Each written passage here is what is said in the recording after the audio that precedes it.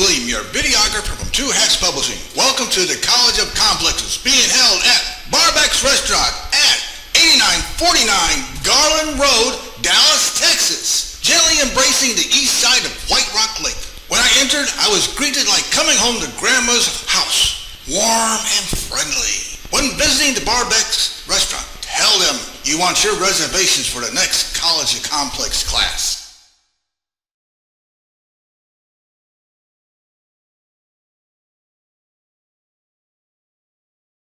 Welcome to the College of Complexes. This is our 230th meeting since we started in February of 2009. Actually, this started in Chicago in 1951 for the purpose of solving all the world's problems. They're still working at it. We put a different speaker on every week, a different subject. We require our speakers take a position on an issue, express a point of view. They have to be for or against something. We don't care what it is. We give them an hour to make a presentation. If they go over an hour, we cut them off. If anybody interrupts the speaker, remind the interrupter that we only listen to one fool at a time. That's one of our rules. We have to live up to that. And then we have question and answers, not speeches. And then we have remarks, rebuttals. Everybody in the audience that wants to gets 5 minutes at this podium to respond to what the speaker said for or against. And the speaker gets the last word, gets a comment on the comment, and close the meeting. That's how it works. Anyway, before we put on our speakers, now is the time for announcements. If anybody has announcements, Susie has an announcement. Come on up here. Susie, yes. Hey everybody. I want to remind you that, well, I guess none of you are really caring about the Republican convention that's over in Tarrant County this weekend, but I want to remind you about a very exciting convention. The Dallas County is hosting the statewide Texas Democratic Convention the end of June. That'll start on the evening of Thursday, the 26th, down at the Dallas Convention Center. We are hosting, again, the state convention here. So this is an excellent time for you, if you are so inclined, to meet other Democrats, to come join us, to participate in the caucuses on special issues like the environment or women's issues or different other caucuses. There's something for everybody there. So we don't kick people out because we believe in marriage equality, etc., etc. So I'm hoping that many of you will see your smiling faces down there. The caucuses are all day Friday. Come if you can, and then the actual convention with, you know, all the other events that happen and voting on the platform and issues like that are on Saturday. Yes, ma'am. I think they're going to do bad stuff on Wednesday. Oh, they need, yeah. So if you're interested in viewing more about the Texas Democratic Convention, you can go to texasdemocrats.org and you can sign up to volunteer or sign up to attend, or just take a look at the schedule and see our wonderful platform for what we believe in, and join us. Thank you very much.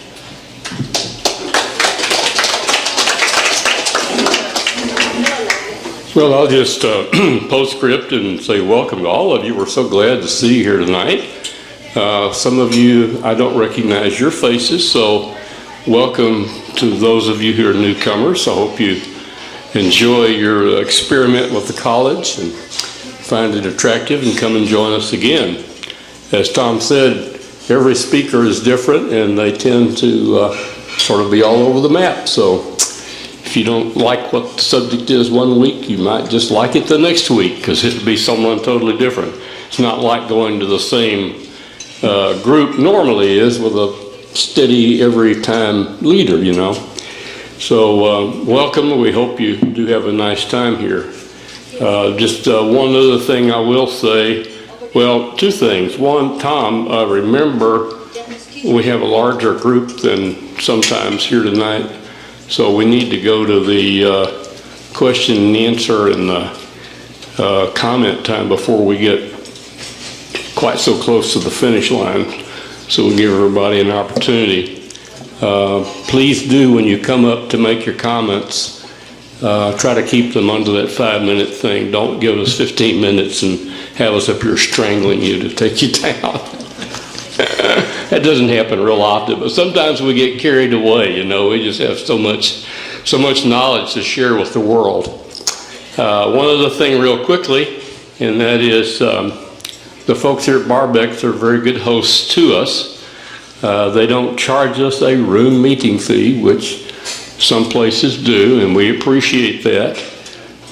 What we try our best to do is to come and order something. Don't just come and sit in the chair and spend no money in the place that gives us a meeting room. So please do buy something, and please tip the server. They get in here and take on all of us, sometimes almost simultaneously, which if you've ever served tables in any kind of an eating place, you know that can be a challenge. They do their very, very best to satisfy us and get the food out to us on a prompt basis. And we really do appreciate that. We know most of you are fully aware of that, but for any of you who are not, just be reminded, take good care of the folks who are taking good care of us. Does that all make sense? Oh, very good. Tom, what's next? Bring it on.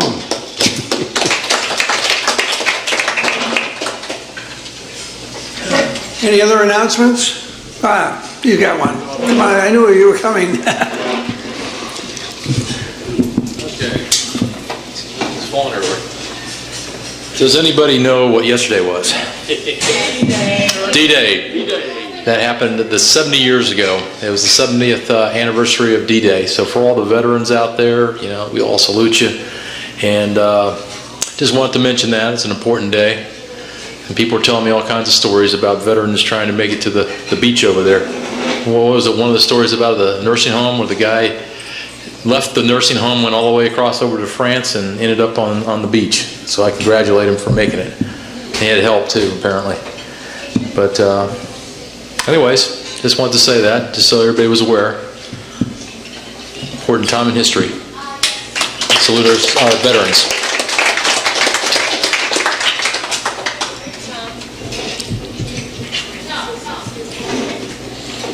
What's that? Oh, yeah, Frances is here. Yeah. Happy to have her. She knows that, I think. Oh. Okay, I need to export it. Next week, we have, it's June 14th, we have Allison Henley. She's going to talk about how astrology is the connection between us and the greater universe. It's on your itinerary there. The following week is Rewards of Supply. Excuse me, I got food choking me. Rewards of Supply. That's okay, you don't have to read it, we can read it. We can read it. Get a drink. What was it, the following, oh yeah, June 14th. Oh, it says astrology. And then,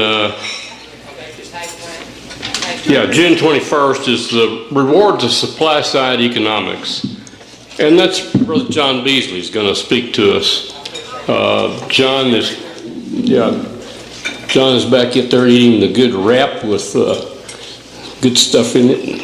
Anyway, he's doing real good, and we always enjoy having him speak to us. He spent his U.S. career at Xerox after immigrating from the British Isles and doing his bachelor's degree there, and then he's done a master's and PhD here in Dallas to put some frosting on the cake. He's well read, and he can talk about a variety of subjects to us, and we always enjoy his presentations and the variety of subjects that he brings up.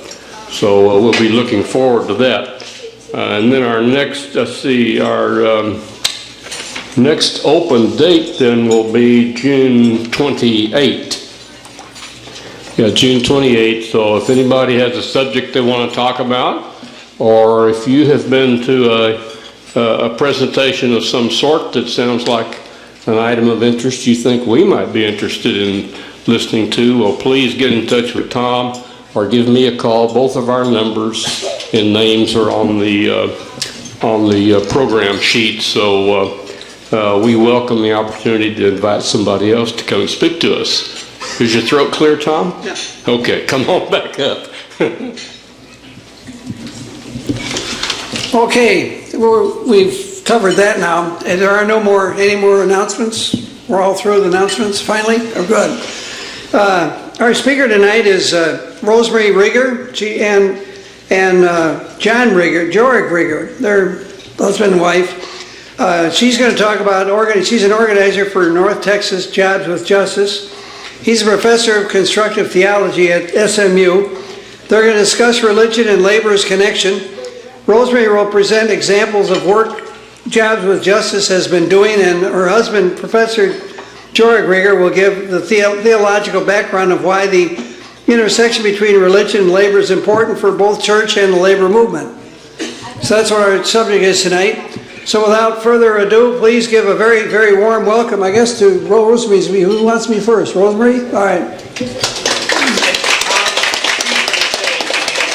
Yeah, you'll say his name. Yeah.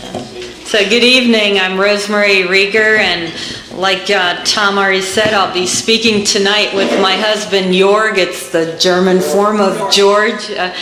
Like New York, Jorg. Yeah, he's old Jorg, yeah.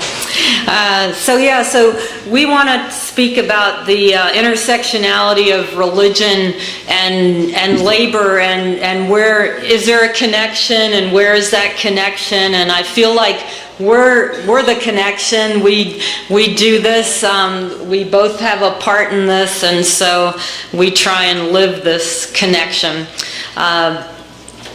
Well, do you want to come up and then introduce yourself? I'm an organizer with North Texas Jobs with Justice, and I'm also the community engagement liaison with the Dallas AFL-CIO Central Labor Council.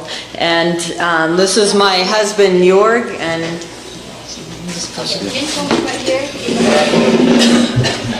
well, we will not be talking simultaneously together, but I guess we're introducing each other here. My name is Jorg Rieger.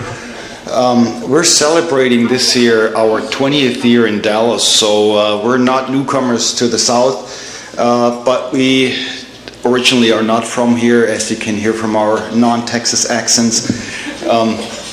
But our work is on issues of not only religion and labor, but also progressive religion, progressive movements, and so on. So that's what we will be talking about. You come behind me. Okay.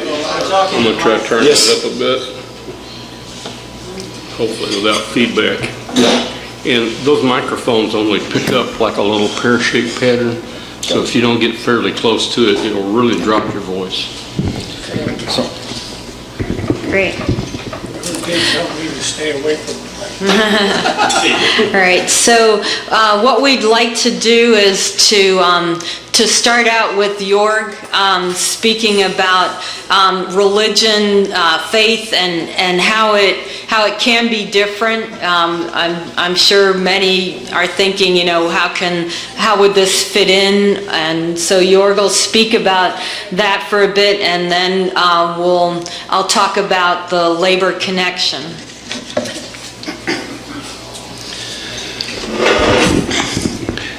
what most people know about is that religion is very often a conservative phenomenon. And if you look at churches here, if you look at how religion shapes up today, you might well come to this conclusion that it's always been that way.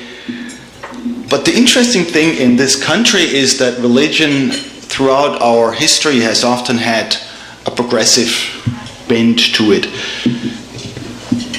Did you know, for instance, about 100 years ago, this is pretty much about 100 years ago, around 1911, 12, 13, 14, well, everybody knows in the South they had camp meetings, religious camp meetings, right? Those were people of faith, evangelicals that came together, celebrated revivals, and did what religious people do. But here in northeast Texas and southeastern Oklahoma, we had camp meetings that brought together as many as 10,000 people of religious socialists. That's a different kind of camp meeting, right? When you think camp meeting, it's usually, personal piety, religion, praise the Lord. But here in this part of the world, we had camp meetings that would bring together on a regular basis 10,000 Christian socialists. And that's pretty unique, that's pretty different. It's not something that I learned from anybody alive here. I don't think anybody remembers it, but you can read about it in the books. So sometimes it may actually be worthwhile to open a book, and not the sort of things that they necessarily sell at Barnes & Noble, but the sort of books that you have to dig around a little, that talk about different things that are going on. So my own work in religion theology has been on these questions of progressive religion. I brought a few of my books here. That's why I'm carrying that box around.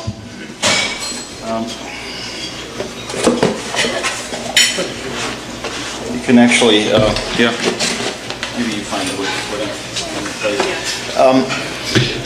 Some of my recent publications, there's a book on Occupy Religion. That's actually the title, The Occupy Movement and Religion.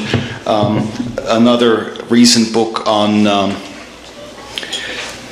No Rising Tide, Theology, Economics in the Future. I'm not a professional economist, but if economics takes the shape of a religion, as it sometimes does in certain historical moments, maybe theologians have something to say about that.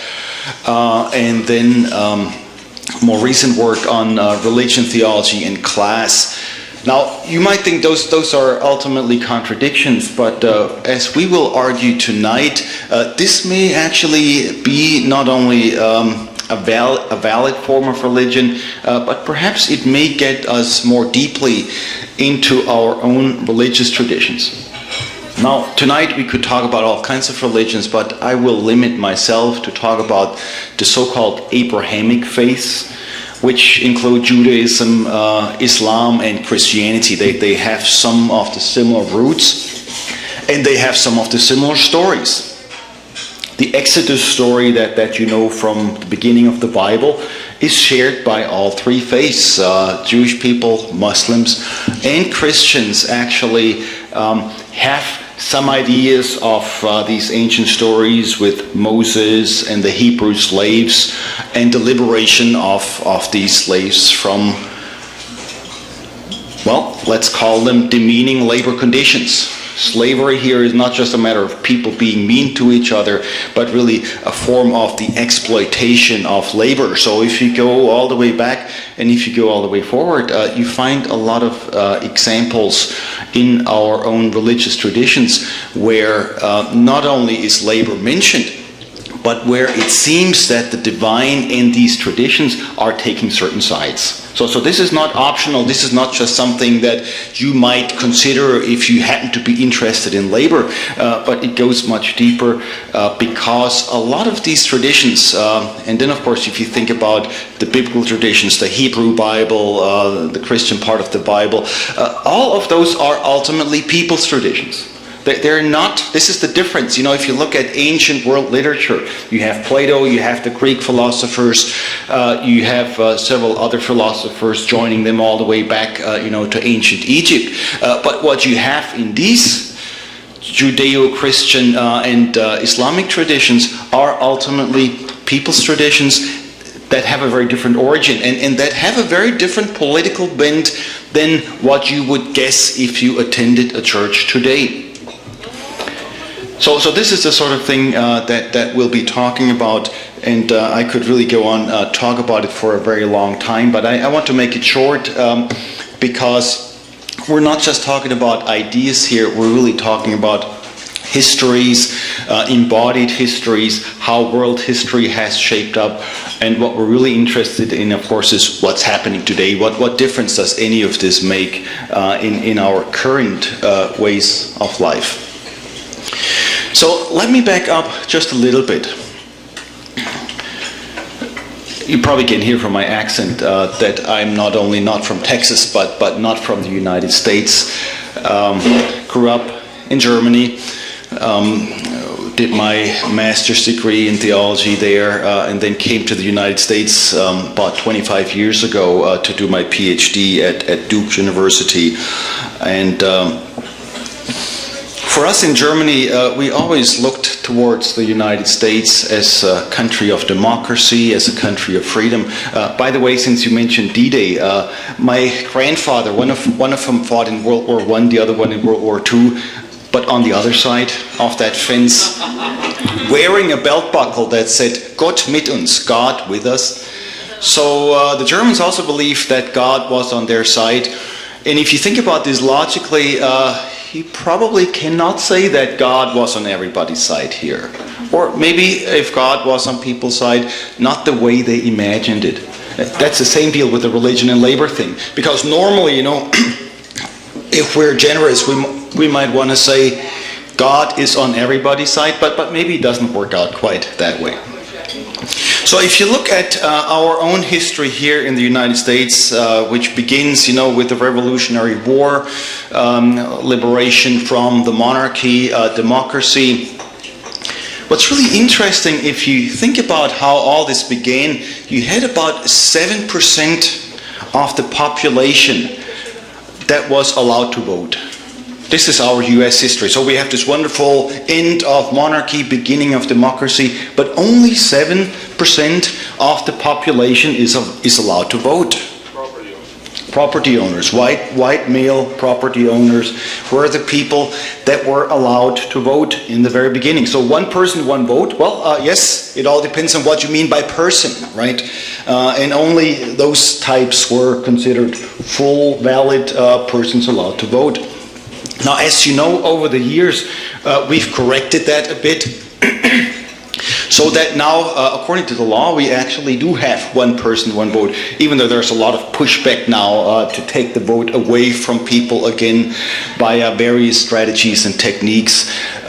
So we're still battling that. But if you look at the movements, this is my point here.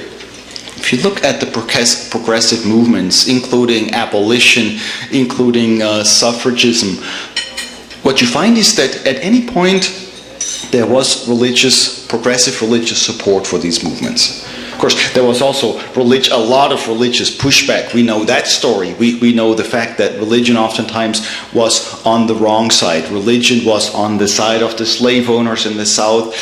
Religion was opposed to women's rights. Not surprisingly, religion was also opposed to labor rights. But in every and any of these struggles, you could actually show that religion also was part of the progressive battles.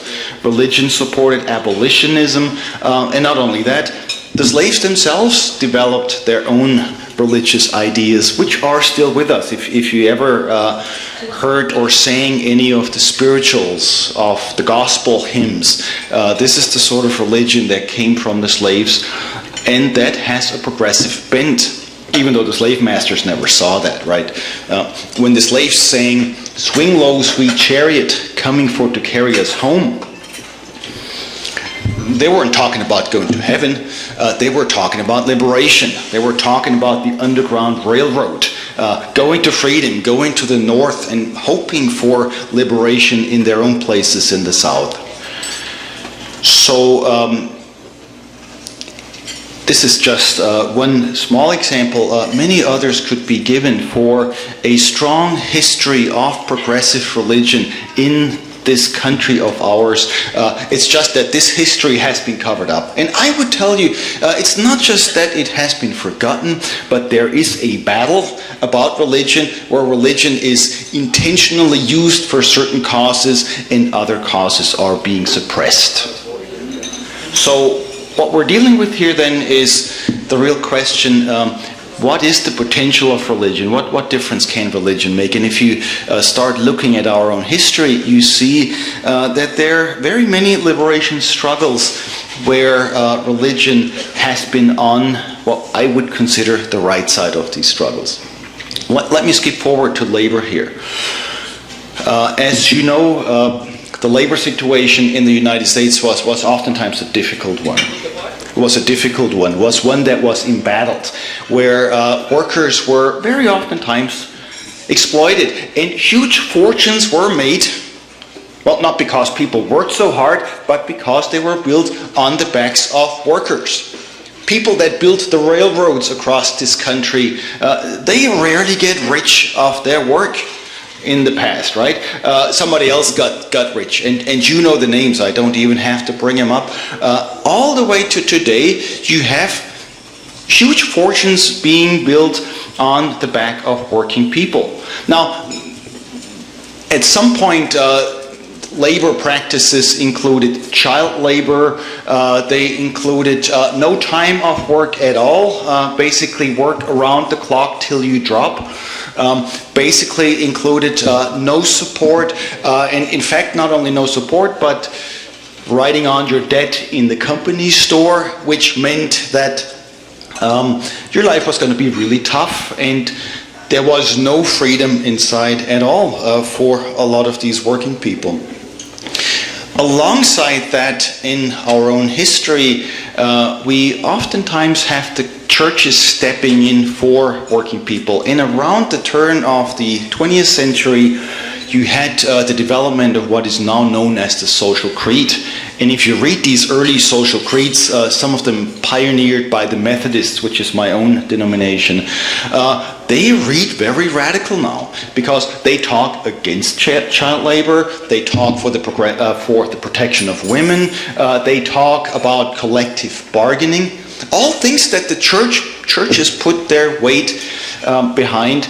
And the earliest social creeds even talk about the reduction of labor hours, of actual work hours, to such a degree, as far down as possible. So they weren't simply arguing for the 8-hour workday. They were assuming that as the economy progressed, you could actually lower further and further the work hours. So 8 hours is by no means the limit where you can go a day.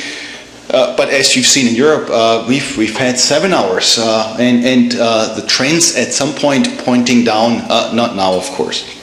So the churches in this context were very progressive elements, and it wasn't just the Methodists. Very quickly, the National Council of Churches caught on, and to this very day, if you look at some of the books, if you say, for instance, look at the Methodist Book of Discipline, there is very clear support for working people and very clear support for collective bargaining, and very clear statements that say we resist economic oppression. And of course, if you go to church on Sunday morning, you're probably not going to hear that. But those things got there not simply because people had great ideas, but because the churches stood alongside the workers. That really came to a peak during the Great Depression, when you had strong support from all kinds of sides for the labor movement, including the churches. So you might wonder, why is this not here right now? I would argue it's not because it faded and people forgot about it, but it is because these things were systematically suppressed and kept out of the discussion, so that churches more and more forgot what was going on. I see this myself in the world of theological education, where you have a lot of progressive causes, and we've had them for a few decades now, but very rarely does anybody talk about labor. You might talk about race issues, you might talk about gender issues. Big issue these days is sexuality, but the labor issue very rarely comes up.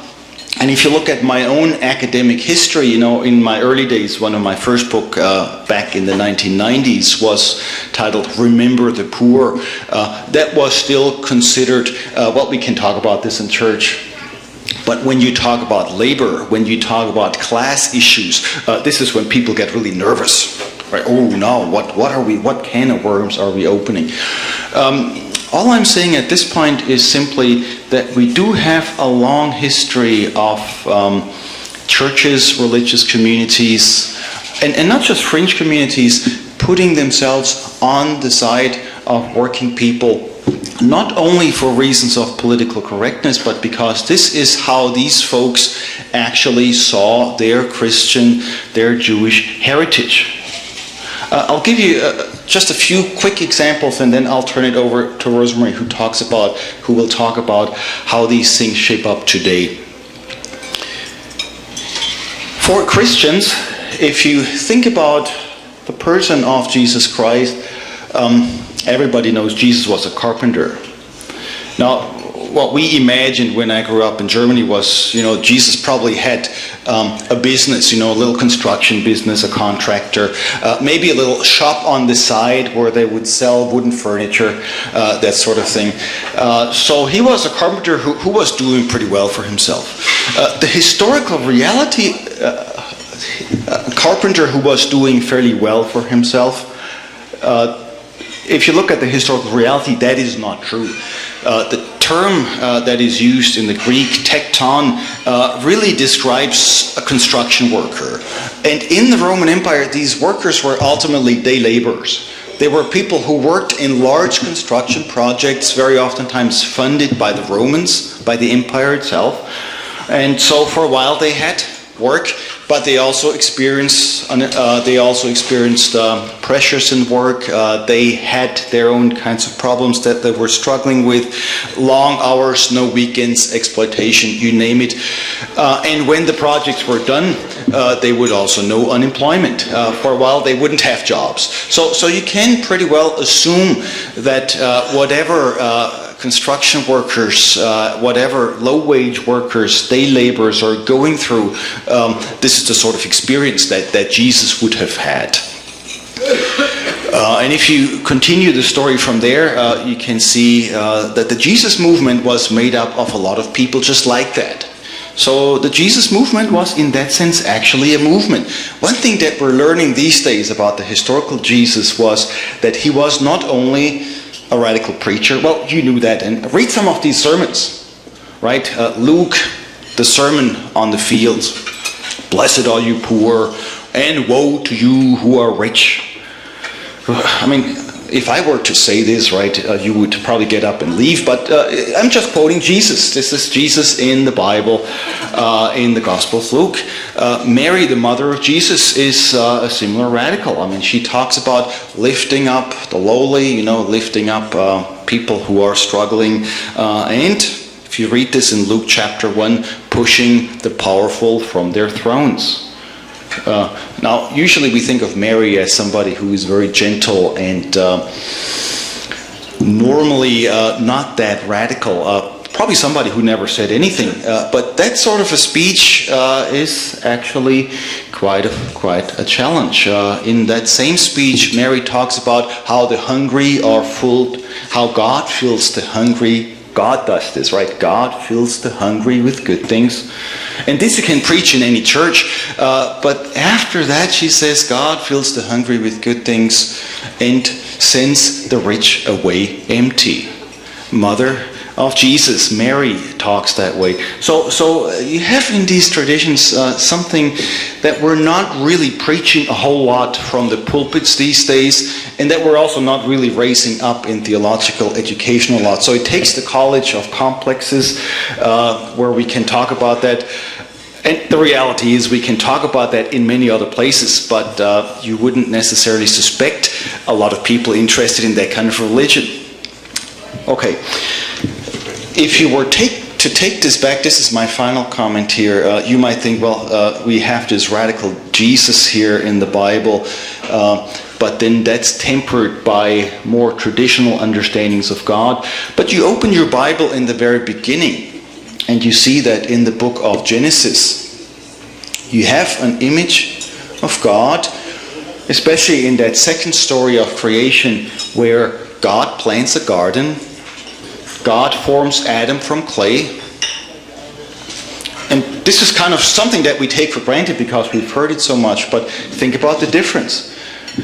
If God were a CEO, he probably would tell somebody else to plant a garden and somebody else to make Adam from clay. This is the sort of trade-off here. We get this image of God's self as a working person, as somebody who is not afraid to get the hands dirty. A very different image from God as somebody who's just sitting up there on a throne, looking down and telling everybody else what to do. And then, of course, I mentioned the Moses stories already. What you get from the burning bush, this is, of course, the old miraculous story about God speaking from a burning bush that doesn't burn up. What you get from the burning bush is basically God saying, I have heard the cry of my people. I have seen the oppression of the taskmasters, and we will go down and liberate these folks. This is the story of the burning bush. And of course, theologians and other religious people very oftentimes then focus on the burning bush because that's the easier part of the story, right? I mean, some people have a lot of faith and they're happy to believe that bushes can burn without, burning up, and God can speak out of bushes. But on one level, this is easier to believe. You believe, it doesn't make a difference. Whatever you believe, up to you. But if you look at the content of the speech, what is actually said out of this burning bush, at that point, I think you really have to listen and to think again. Maybe God is learning something, looking over the shoulders of Moses. Moses is learning something too, because he was raised at the court of the Pharaoh. By the way, he wasn't raised as a working kid. But once Moses sees what's going on with these Hebrew slaves, somehow he wakes up and the process starts. And in the process, perhaps the divine wakes up as well. So you have a lot of wealth in these ancient traditions that make it fairly clear that religion and labor is not at all a crazy topic for some people that would want some religious support, but that it's very deeply rooted in the biblical histories, in the religious histories, and in the histories of our own country. So whatever you make of that, I just want to put this out there to say that we're not simply talking about special interest in a very narrow way. We're talking about something that seems to be a foundational part of who we are, who people of faith are, and who Americans are to some degree. So I'll stop here and turn it over to Rosemary.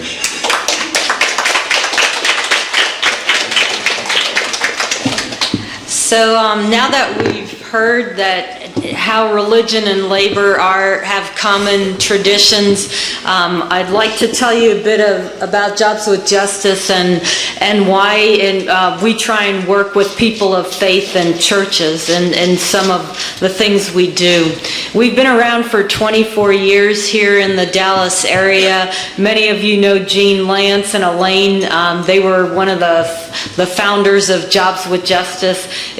Jobs with Justice is also a national organization, comes out of DC. We have about 45 local coalitions in 24 different states, mainly on the both coasts, and we're the only Jobs with Justice group here in Texas. What we do is we are a coalition of community groups, faith groups, interested citizens, students, and unions, and we're building a broad global movement for economic and social justice. And the way we do that is we invite other groups to get involved in labor struggles, we educate the public on worker justice issues, and we mobilize the community to stand up for workers.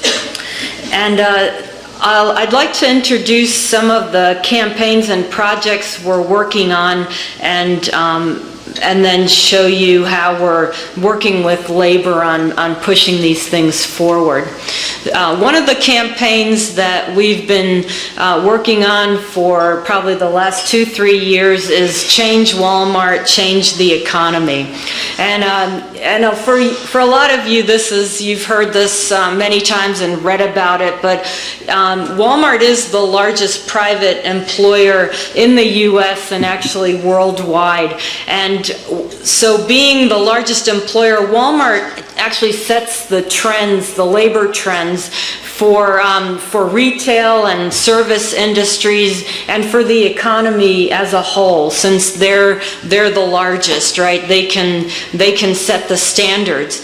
And this means for Walmart workers that they get race to the bottom wages. Their working conditions have this ripple effect throughout the economy. And some of the things they are facing are no respect on the job, retaliation for speaking up, intimidation for speaking up.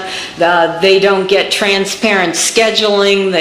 It's hard to go back to school if you wanted to. It's hard to schedule childcare because you never know what your schedule will look like in the next week. It's hard to get full-time hours, and even if you do, you're only making about $15,000, and the average wage is about $8.81, and yeah, the list just goes on. And I know for a lot of you this isn't new, but 2/3 of all Walmart workers make less than $25,000 a year. And on the other side, Walmart makes profits of over $17 billion a year. And the Walmart family alone, there's 6 heirs in the Walmart family, they have as much wealth as the bottom 42% of all American families. So 6 people own as much as 42%. And profitable companies are paying these poverty wages. You know, they all follow suit. What Walmart does, all the other large corporations follow suit. So they pay poverty wages, and CEOs are making 788 times higher wages than employees are earning. And these are numbers for 2013. So just imagine that, 788 times more than the average worker is what an average CEO earns. And what Walmart workers face is kind of, it's not unique for them, but it's throughout the whole industry. You know, low-wage workers aren't teenagers anymore. Like, you know, a lot of people argue we don't need to raise the minimum wage because, yeah, it's all teenagers and they're just working for pocket money, you know, a little gas money or going to the mall, you know, so we don't need to raise that. These are entry-level jobs and people work their way up. But actually, 70% of low-wage workers are over 20 years of age, and about 1/3 of those have a college degree. So this just shows you that the whole nature of work is shifting. You know, the jobs that were lost when the economy tanked in 2007, 2008, most of those jobs came back as low-wage jobs. A lot of college students, you know, have finished college with lots of debt and aren't finding jobs. So, you know, all that's out there are low-wage jobs, part-time jobs, no benefits. Half of all low-wage workers rely on public assistance, on taxpayer-funded assistance, and so they need food stamps to survive and other programs, and that money comes from us. So again, you know, Walmart is getting the cream off by, you know, paying their workers low wages, so their profits are higher, and then again, people need food stamps to survive and spend those dollars again at Walmart. So they're actually, you know, making double the money off of that.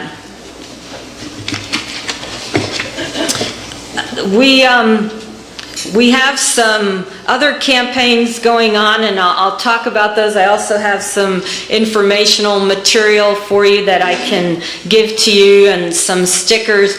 But in our work with Walmart, we have come to work and bring religion and labor together. And what we have done, or how it started out, was we have a so-called Workers' Rights Board, and at the Workers' Rights Board, we bring together community leaders, faith leaders, and interested people together to a hearing, and here we let workers speak, tell their stories about what the conditions are, the working conditions they're working under, how they're being exploited. A lot of times we never get to hear these stories firsthand, except when it's, you know, our own story or someone in our family. So we we give workers the opportunity in public to tell their stories, and we invite,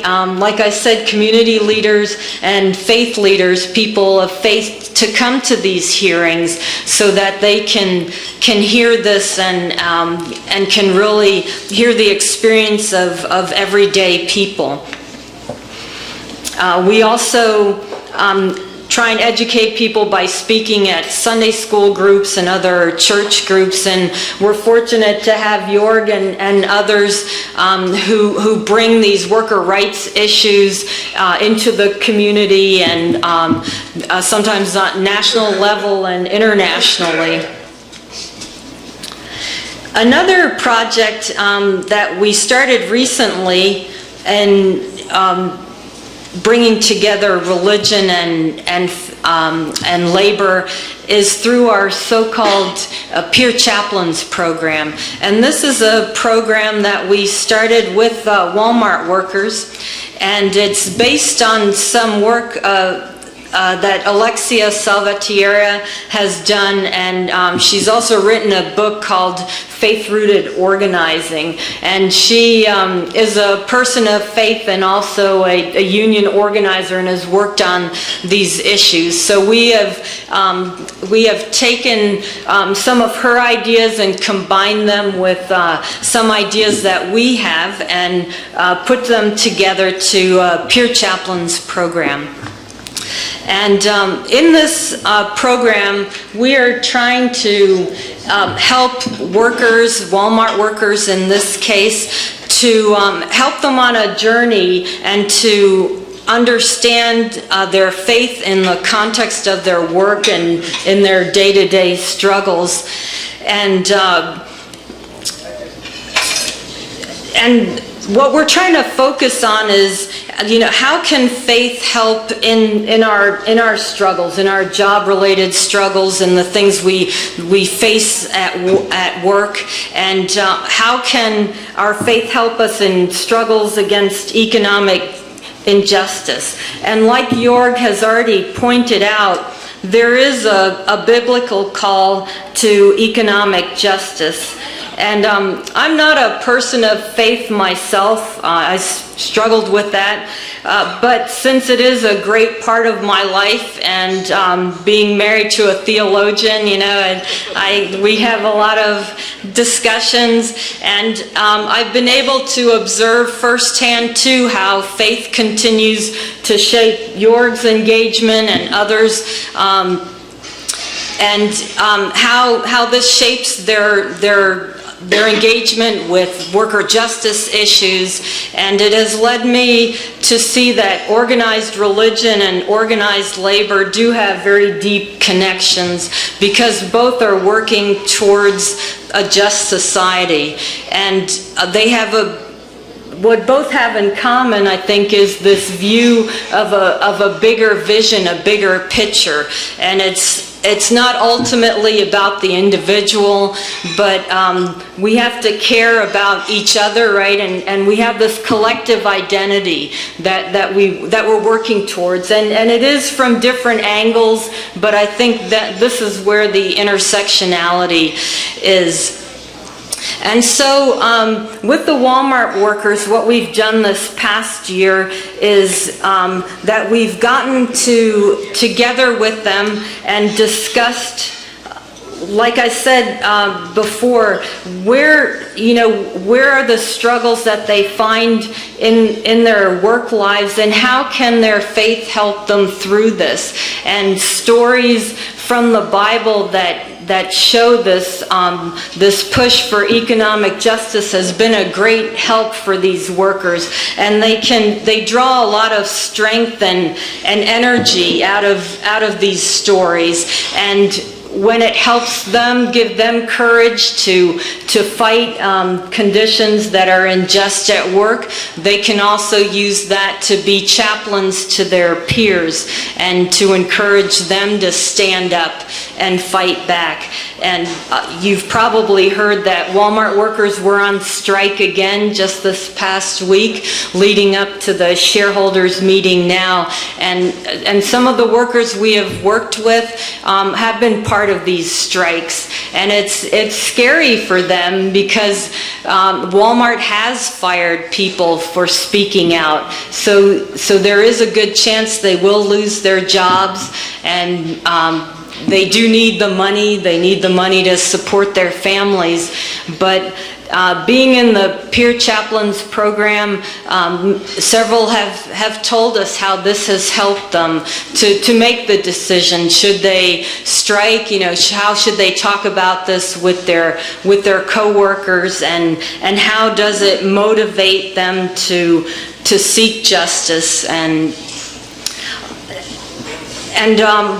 another thing that we found where labor and religion intersect is that the solution to fighting injustice, no one can go it on their own, right? And only if we work together, only if we're in solidarity with each other and support each other, can we build a broad movement and then and make change. And so this is also a message that we find in religion, and Jorg has worked on this and looked at this some more, and has come up with a theory which he calls deep solidarity. And I'd like him to talk a little bit about deep solidarity, and then we'll go on with further looking at the connections.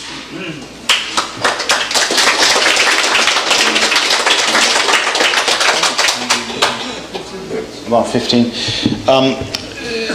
We want to have some conversation. So let me be brief about this deep solidarity movement. Rosemary said we oftentimes don't hear firsthand from workers what's going on. The truth is that we don't even hear secondhand from workers what's going on, because if you read the Dallas Morning News, if you read the business section, as I usually do or used to do for a long time, you will not find out what is going on in the lives of workers in Dallas. And these are millions of people. This is not just special interest, but these are literally millions of people. And so here I think we have a task to talk about what's really happening at the workplace, and to understand that this is not just an individual problem for some people. Now, it's very clear when you look at Walmart what is happening in people's lives.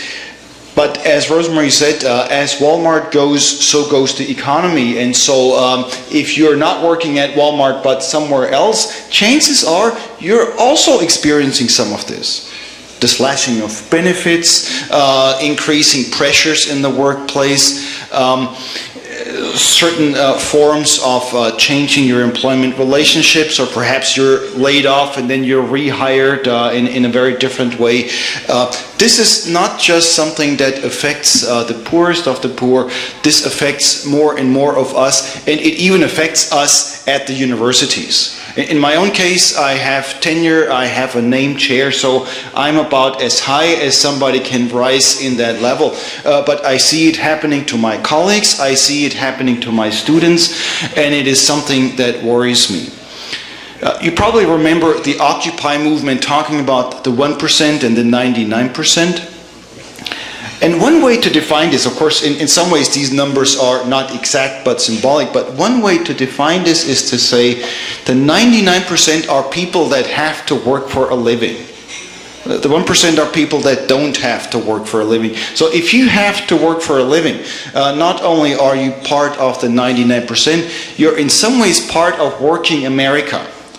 And that means, we're not just now looking at people employed in large corporations. We're even looking at some business people, small businesses for sure, where the owner could never dream of just moving to Hawaii, but the owner has to work alongside the workers long hours and very hard.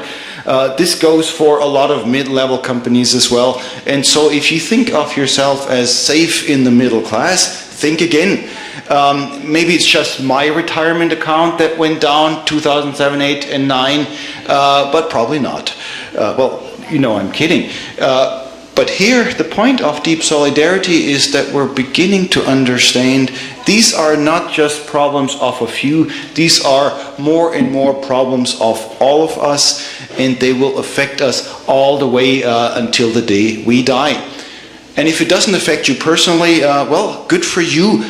But think about your children, think about your grandchildren, think about the people in our neighborhood. So deep solidarity here is not asking anybody to make a sacrifice, saying, we ought to put ourselves in solidarity with the least of these. No, we have to understand that we're actually in the same boat. And if you're doing a little bit better, that's great. But keep in mind that difference between 1% and 99% is not just a matter of money. If you're doing okay, good for you. But what about power? Maybe you're doing well, but do you have the power to change anything? Do you have the power? Does your voice count? And I'm not just talking about voting. I'm talking about in your communities. What happens when they are doing certain things in our city? Does your voice count? And if it doesn't, you might want to think about this deep solidarity deal. Like I said earlier about Moses, you had someone who grew up in the Pharaoh's court, but who woke up at some point and said, I belong to these Hebrew slaves. And it's that sort of thing that we're more and more recognizing and understanding that there's something that ties us together, not only as people of faith, but as people who are struggling with a lot of the same problems. Fewer and fewer of us are benefiting from this system anymore. And if it's not us, it's probably our kids. So this is what's before us. And this is the broader context where the point is not simply to help a few, but really to think about how could this world, how could this economy be better for all of us. So, thank you.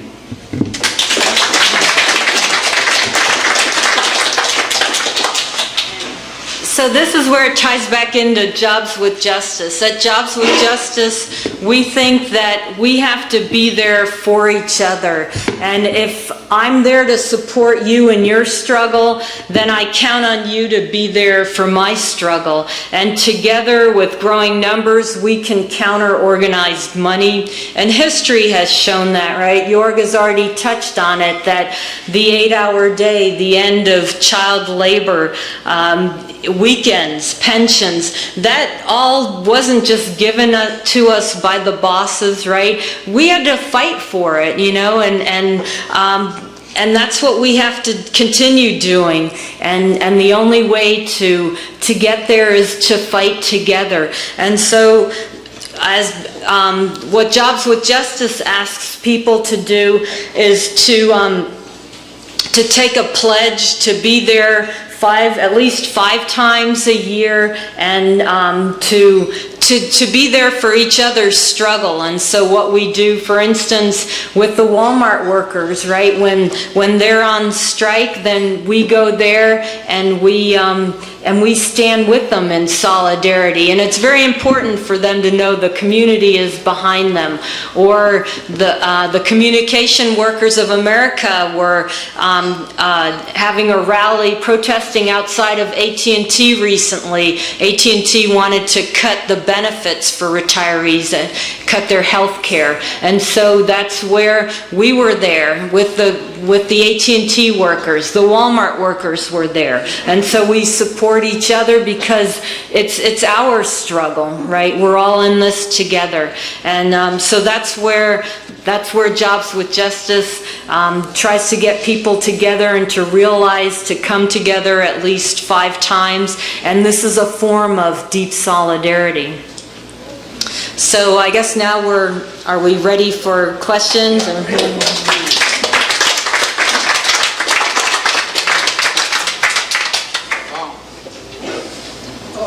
wants to be first?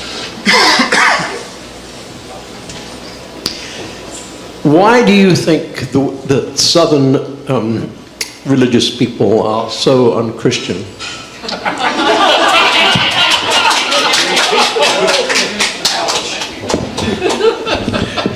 I'm not sure I said anything about that. Could you explain what you mean? I think you know what I mean, but I will explain what I mean. Please do, yes. I would say that in their voting behavior, they exhibit what I call a mean callousness with respect to the poor and their fellow man. This is, thank you for explaining. I think this is very helpful because we have so little time, we have to spell out what we mean. What we're finding in this work on religion and labor is very interesting because it goes against a lot of common sense. This is now no longer what we once considered the liberal-conservative divide. Because some of the churches, some of the pastors that work with us and the Walmart workers are what you would call evangelical pastors. They're conservatives. They want to take their Bible very seriously.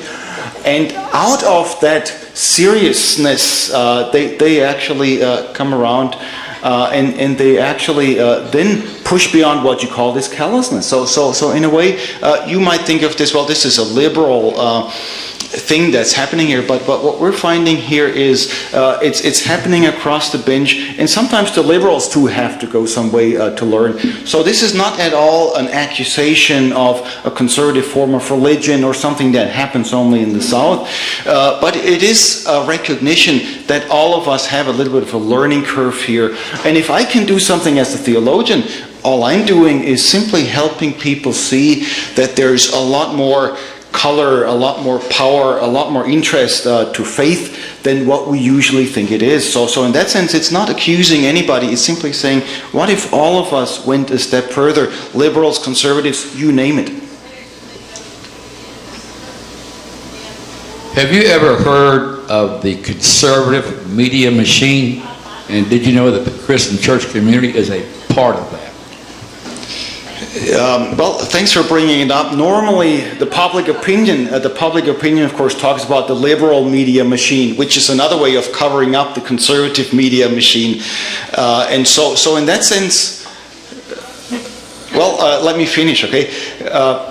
In that sense, I think the first thing we have to realize is that what we are experiencing here are not natural catastrophes. In our economic situation, these things do not happen just because bad things happen to good people.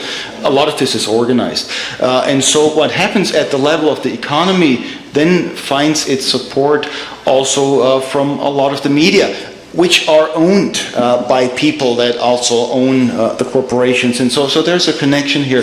That the church is part of that, I think, is only natural. Because anything can be bought, and religion too can be bought, as we have seen. So I'm not surprised about the fact that the church is part of the problem. I'm not surprised to be alerted to the fact that some of the political parties and some of the presidents are part of the problem too. That doesn't surprise me. What I find is remarkable is that in this situation where everything is about to be bought and everything can be bought, you still have resistance. You still have people that do something that they didn't have to do.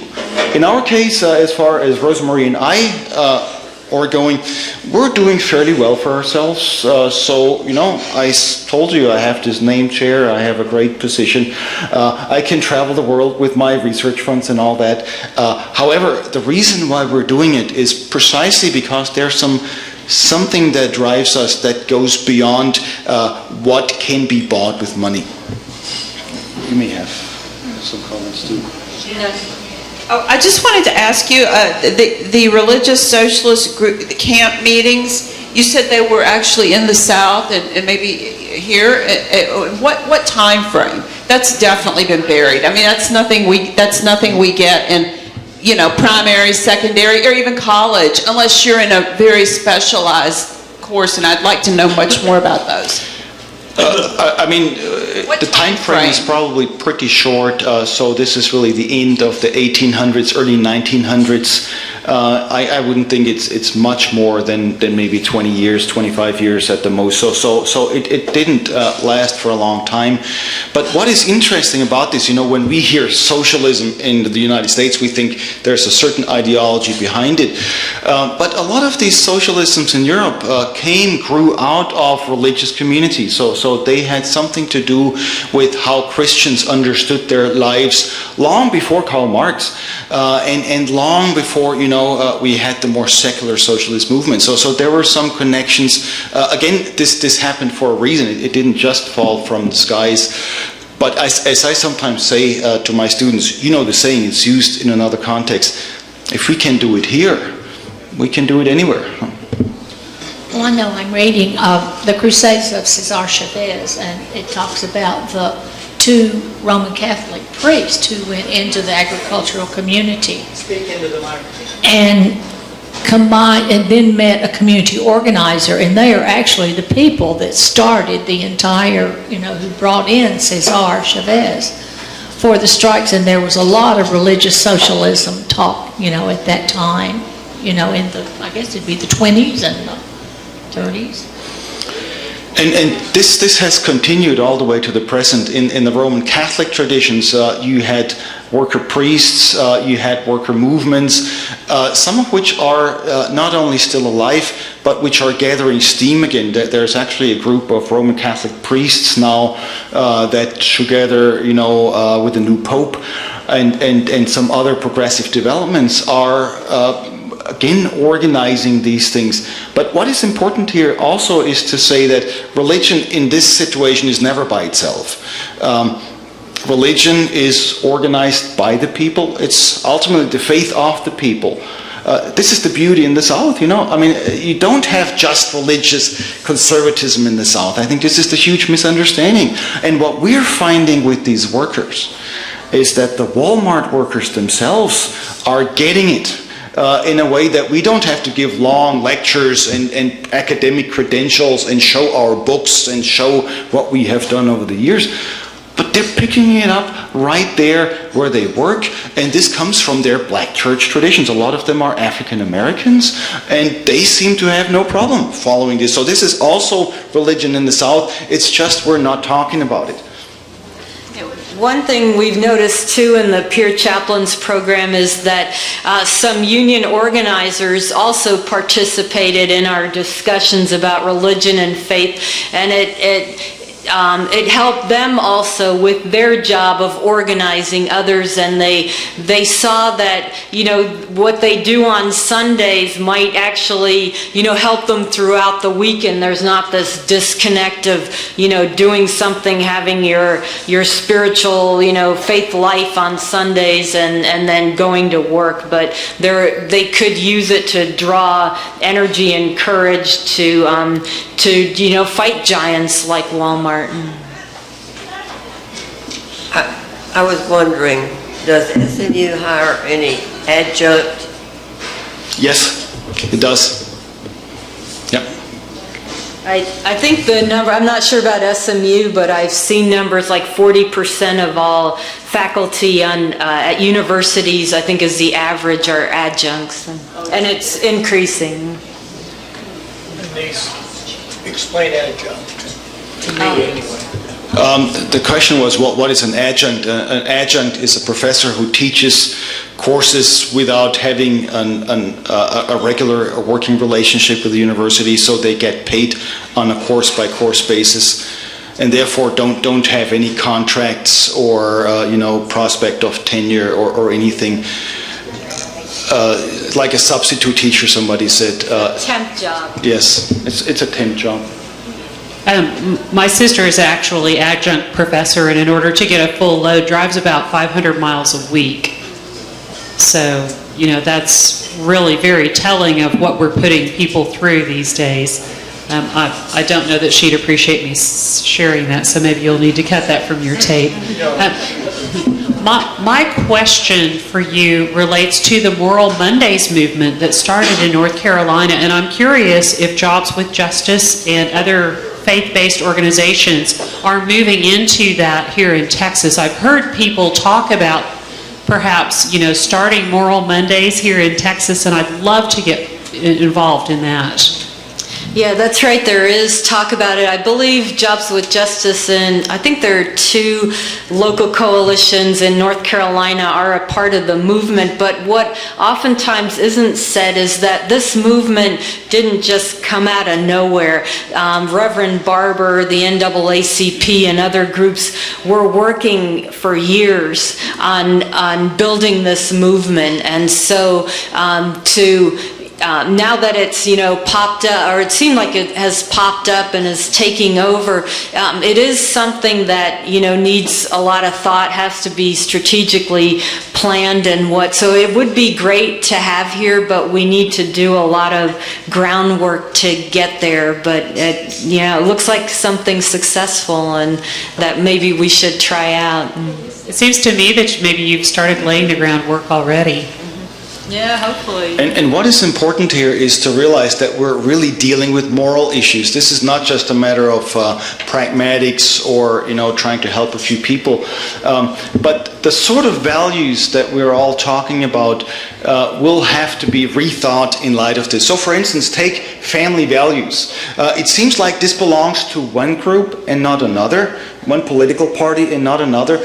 The reality is that what we're doing here has as much to do with family values as anything else, because if families are not able to support themselves, to sustain themselves, to get education for their children, to have a fairly regulated and safe life, society will break down. So in this sense, we're really dealing with common moral issues so thanks for bringing that up, that we still have to discuss. And what's exciting to me about it here, as you've seen about religion, we're now no longer talking about religion as this or as that. There are different forms of religion.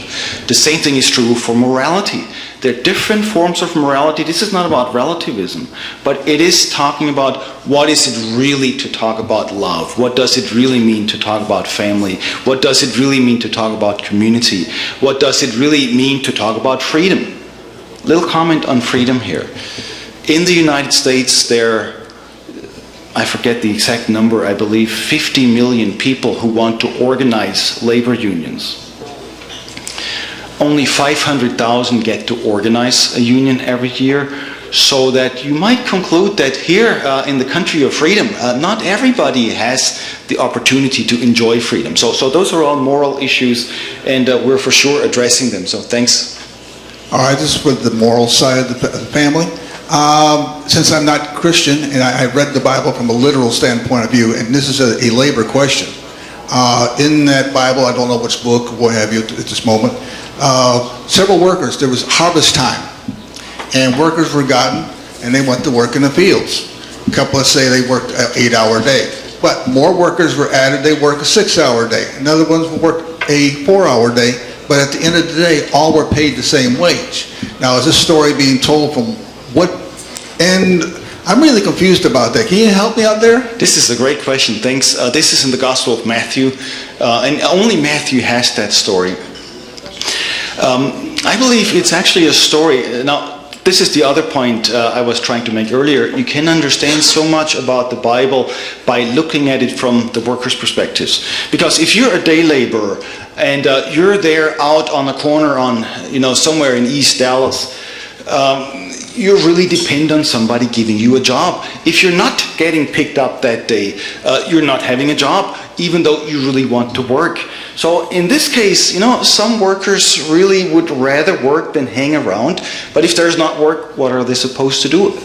The end of the story is the person who employs them paying them all the same wage, but in that story it's mentioned that they're getting what they need for life. So they're not paid to get rich, they're not paid not to make a lot of money, but they're simply paid in order to live a decent life and in order to survive.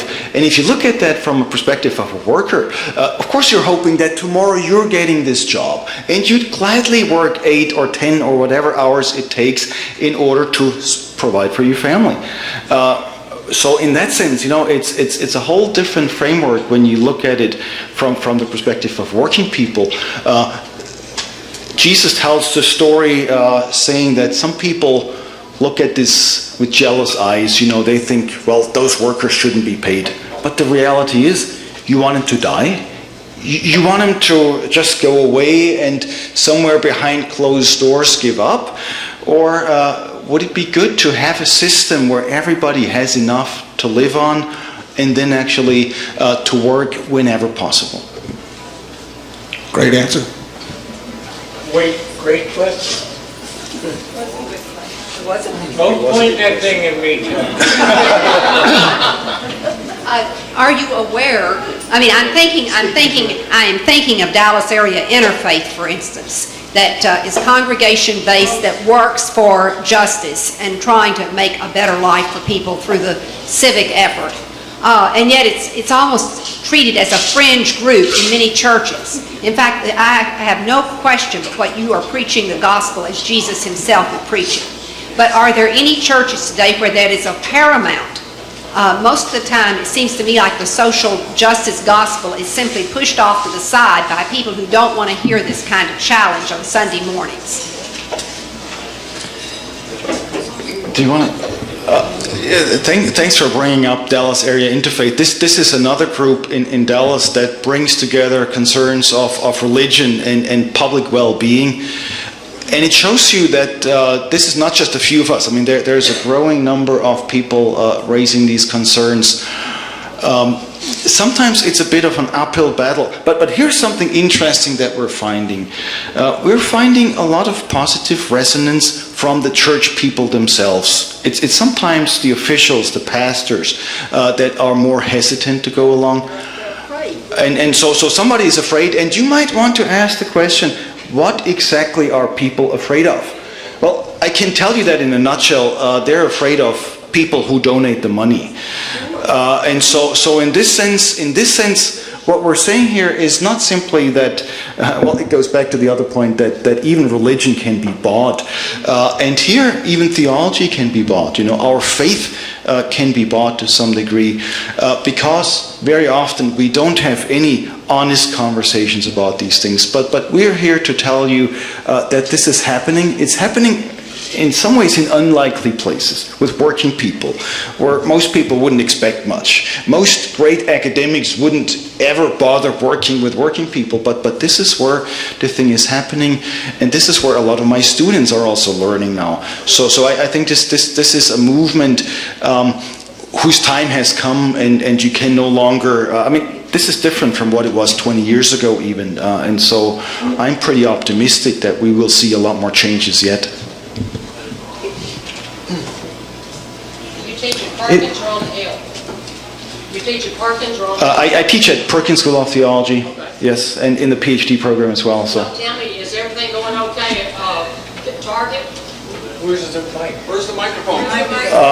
Maybe there's somebody who has the microphone over here. Let's go here first, and we'll take the microphone over. Yes, go ahead, please. Do you think that Christianity can be squared with capitalism as it is, or do you think capitalism has to be reformed to square with Christianity? When you say capitalism as it is, I think we today in America. Yes, exactly. What we have to say about that, maybe the first thing is that capitalism as it is not necessarily capitalism in general. We have a situation here where the founding fathers would not recognize what's going on, and even someone like my father-in-law, Rosemary's dad, who spent most of his life on the East Coast in New Jersey, would be very surprised to see that a CEO today makes between 300, 400, or 500 times, in the case of Walmart, 700, 800 times of what a worker makes, because in the 1960s a CEO made about 12 times or maybe 20 times of what a worker makes. So I don't know the exact numbers, but it's vastly different. And so what I'm saying here really is we should not take it for granted. We should not come to the conclusion too quick that the economic system as it is today is actually what is demanded to us by our faith. And so in this sense, I would say to your question, we really have to raise some serious questions based on our faith traditions, not simply because we're opposed to a system, but because it's taken on some shapes that are very hard to square off with this Christianity. So thanks for your question. Is the church where you attend, are y'all working on these things? This is always the interesting question. I'm affiliated with North Haven United Methodist Church. Okay, good. I'm with you. And you probably know about North Haven, which is a church that is involved in the community. But the truth is, these labor issues are not easy to address in any church. Right. And even with DAI, Dallas Area Interfaith, it's a lot easier to address school lunches and basketball courts than to address labor issues. So this is a natural thing that we're all working on it. But that's not a bad thing either, because I think we're all learning together. Let me ask you one more thing. Have you compared like Walmart to like Penny's and to Target and 4 or 5 others? Is Walmart just all that bad? I'm just curious. I don't know. I think because Walmart's the largest, they kind of set the standards. So I'm not sure, like in detail, who's worse, but it seems like some companies are better. Like Costco lets their workers organize. They have a pretty decent wage. So there are differences, but I don't know, how to compare Target to Walmart, but they're probably I was just curious similar. how much research you've done. Maybe the big thing here, let me just make this very clear, since Rosemary mentioned Costco. The difference between Costco and Sam's Club, which is the other side here, is not only that workers are getting paid a lot more, but that workers also have some input. They have some freedom to organize, and that makes a difference in terms of the happiness of the workers. And if you look at the bottom line of the company, Costco is actually doing quite well in the stock market.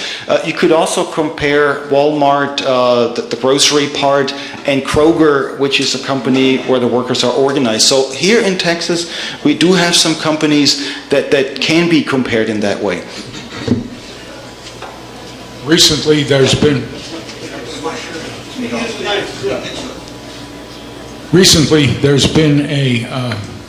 a lot in the news about the fracas in Tennessee with regard to the Volkswagen effort to reorganize the union relationships along the European line, which was ardently opposed by American conservative politicians.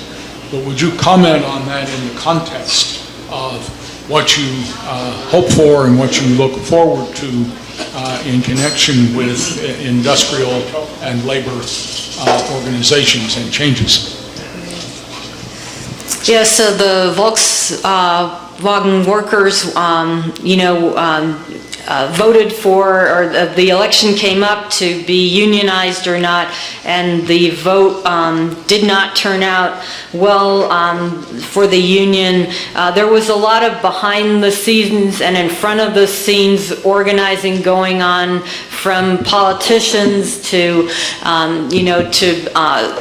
roadblock that, and they were ultimately successful. But a lot of a lot of laws are being made, making it more difficult to organize, like, Texas is a right to work state and many others also. So there is this general push to make it more difficult for workers, and that's a big challenge that we're facing. And I can tell you a bit more, I guess, in my last 5 minutes. There's a group coming to Dallas that we're opposing and standing up to, a group called ALEC, and this is one of the groups that actually helps bring about this kind of legislation and spread it around the country. So. I was more interested in a comment on the Speak into the mic. model. We got a mic. I have. Speak into the mic.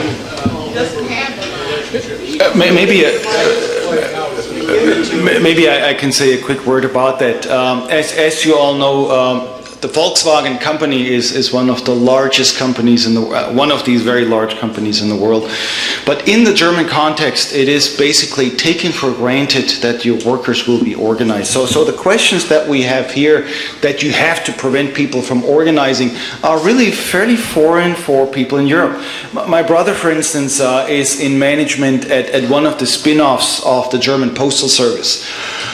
Certainly not somebody who by nature would be favorable to the unions, but very oftentimes he says we would have to do very horrible things to our own workers if they were not organized. So here's somebody in management who actually appreciates an organized workforce because it frees him from having to fire workers or from having to make a lot of these arbitrary decisions. So this is an example. The other example, you should know this about Europe, is that you have representatives of the organized workers on the boards of the corporations. So we're not just talking about money, we're not just talking about raising the minimum wage, we're also talking about a great American value, which is democracy. In this case, you might have to talk about economic democracy, in addition to just political democracy. And so there are examples out there. This matches with capitalism, where you have different models of capitalism. Now, I still would raise some questions with capitalism in general, but you do have other models as the American one that is currently in place here, and it shows you that these can be very successful economically even.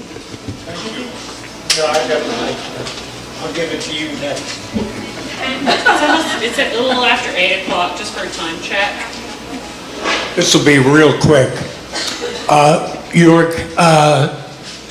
Walmart obviously is the poster child for exploiting its workforce. No doubt in my mind. Has anybody, and these people, obviously the only way we can hurt Walmart is to make their bottom line go down. And that's what I think that we have to do.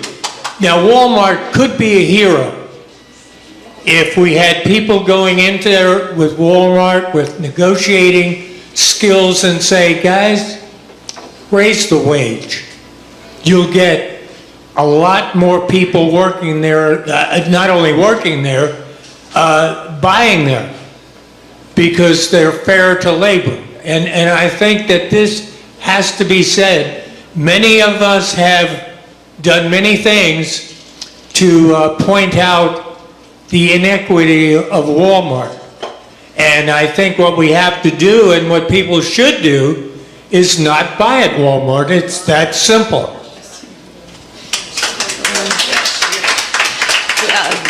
Jobs with Justice and others aren't calling for a boycott just because we want to support the workers and we don't want them to lose their jobs. So that is a tactic, but right at the moment, I know some groups are calling for a boycott, but we're not a part of that.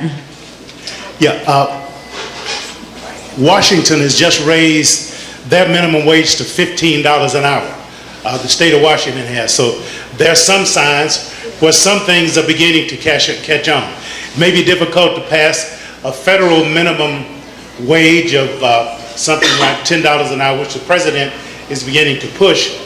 I would also like to see the president, since he can do this by executive order, any business that's functioning on a military or government installation, like, for example, you have Burger Kings or Chili's, McDonald's operating on military installation. Their profit margin is much higher than in the civilian sector. And he can easily mandate it that if they have a bit, whether it's McDonald's, Chili's, Burger King, Subways, any of the fast food changes that's operating on military installation, he can easily mandate it that they pay a minimum wage of $10, $11 an hour, just as he has done with contractors doing business with the federal government. But Washington has just passed a law, I think, to where the minimum wage is $15 an hour. Also, something about Costco. The CEO of Costco has a good bargain. I can't think of the name of it, but he has a good book out. He got his concept of how to operate Costco from old Sam Walton, as he originally set up Walmart. It's Walmart's Sam Walton's 3 kids that's turned Walmart into what's going on now. The old man had it set up right to where the employees were profit sharing. Many of them had owned stocks. They were doing wealthy. His 3 kids came along and changed the whole thing. And the CEO of Costco got his idea from Costco, just like from the old man. That's why there's very little turnover of Costco. So I'd like to see us begin to push something in each state. In each state for minimum wage, just like each state, Texas should be passing, approving the Medicare expansion and everything. All right. There are some exciting developments in Dallas County. Our county judge, Clay Jenkins, is working on raising the minimum wage to $10.10 an hour. He's done it for county workers, and he's working on raising the wage for county contract workers. So there is some change here in Dallas too. Question. I didn't quite get around. Let me add one thing here.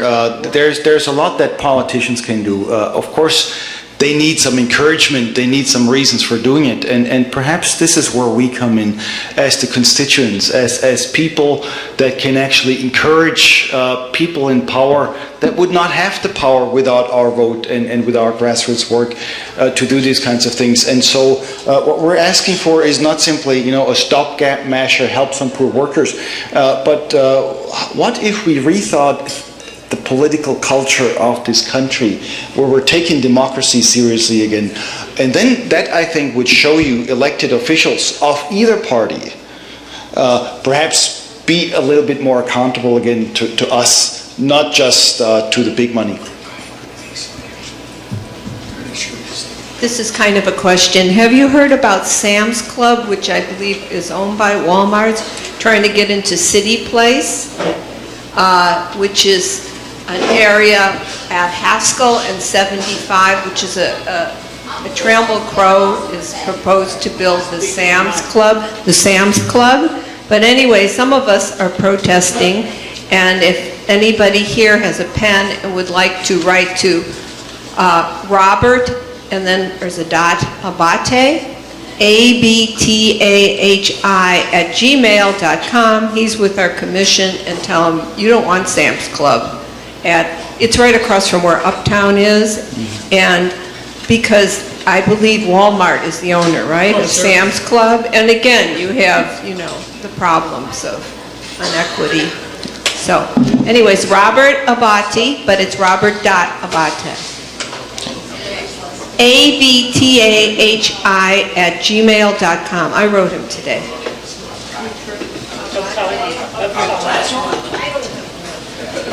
Are you aware of any lawsuits being filed by Walmart workers who have been fired as a result of being fired?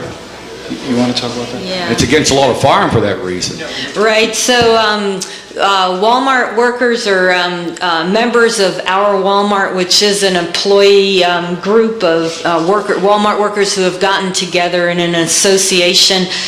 They have filed a lawsuit, and it's it's before the National Labor Relations Board. I believe it's coming up soon somewhere in Oakland or what. And Jobs with Justice in Florida and several other states, we've been called into that, and there's actually an injunction against us, which we take as a badge of honor, that Walmart won't let North Texas Jobs with Justice get on their property unless we're there to buy something. So that was renewed just on June the 3rd in the wake of protests. So they don't like us. I guess we've been pretty effective, and but there are lawsuits, and it should be out, I guess, this summer, hopefully, as to what'll happen with those lawsuits. I think that's it for questions. Okay. All right. Get to sit down now for a while. Get to sit down for a while. Okay, now it's your turn to talk, so if anybody has anything they want to say for or against what has been said, it's time for you to get up here and do it. You get 5 minutes. Go ahead. 5 minutes or? 5 minutes. Except for me. And Albert, he gets 10. Okay. One of the things I'd like to say, I have been very active in many protests around, one being Walmart. There's 3 of us here that went to jail Black Friday. And we spent some time in the Box City jail. I didn't think they had enough handcuffs, but they did, you know. But anyway, the whole thing is that we better start realizing that Walmart is the poster child of not only bad labor relations, they are squashing the people that work there. I had a friend that I went to a protest 2 years ago in downtown on Walmart. We had speakers there and so forth. He was afraid to even put a t-shirt on. He was on food stamps. He was 48 years old. He had to, guess where he had a shop? Walmart. Because it was cheaper for him. He was treated poorly like most of the Walmart workers, and finally he left and got a job with Home Depot at the same time. And we, as citizens of this country, better start caring about our fellow citizens, because if we don't, we're in real trouble, you know. And this also goes for immigration and many other things that are completely unfair and unreasonable. And we have a Congress that does not do their job. Their only job seems to be obstruction. And I, for one, are very tired of it. And I will be doing a talk in a while. I wanted to see if I could still talk. You know, I've been weakened of late. But the point is that what I want to talk about is basically what our enemies couldn't do to us, we have done to ourselves. And this is so sad, because I wore the uniform of this country like many others have done. And to see what was going on. I was for the Vietnam War till I realized after we were into it 2 years I was not for the Vietnam War. And I realized that we had made a grave mistake. And I think a lot of this started then. And we're getting a lot of lies from a lot of people. And one of the things that I see is the truth makes no difference to some of our politicians.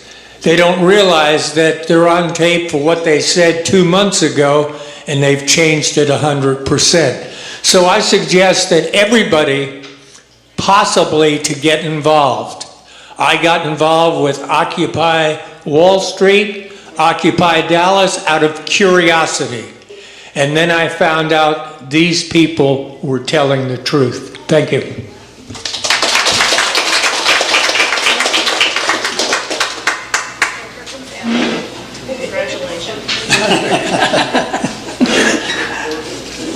I always like to come after you, George. It's just like I'd like to come after Ray.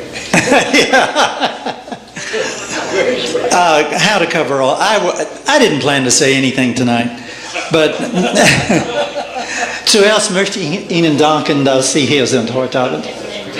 Thank you. And I say I am so grateful that I grew up one of these crazy little kids that drove my parents nuts asking them questions and taking their vacuums and their stoves apart to see how they work. They love that. As a result of that, I have come to be able to accept the fact that most of what we're taught in society is a bunch of bunk. We are taught false history, we are taught false physics, and I majored in physics, and I believe a lot of it to be false.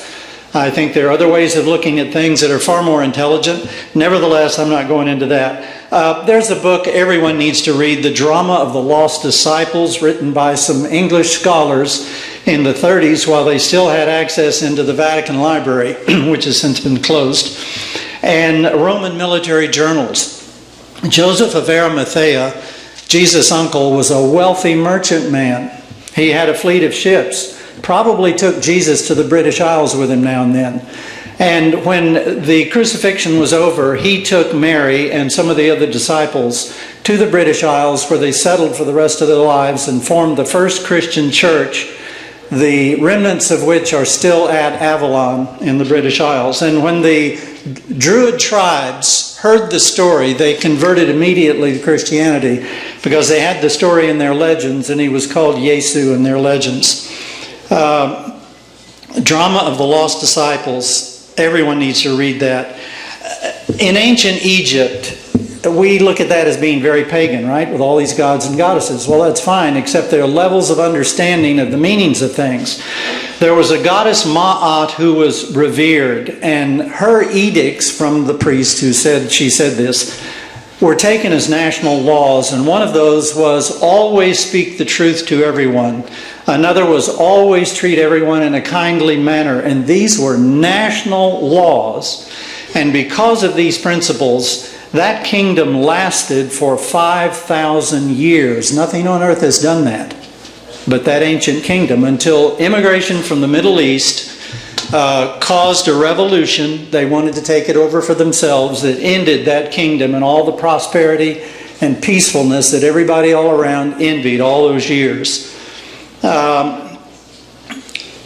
To me, those principles are far more Christian than most of what I see in this country today.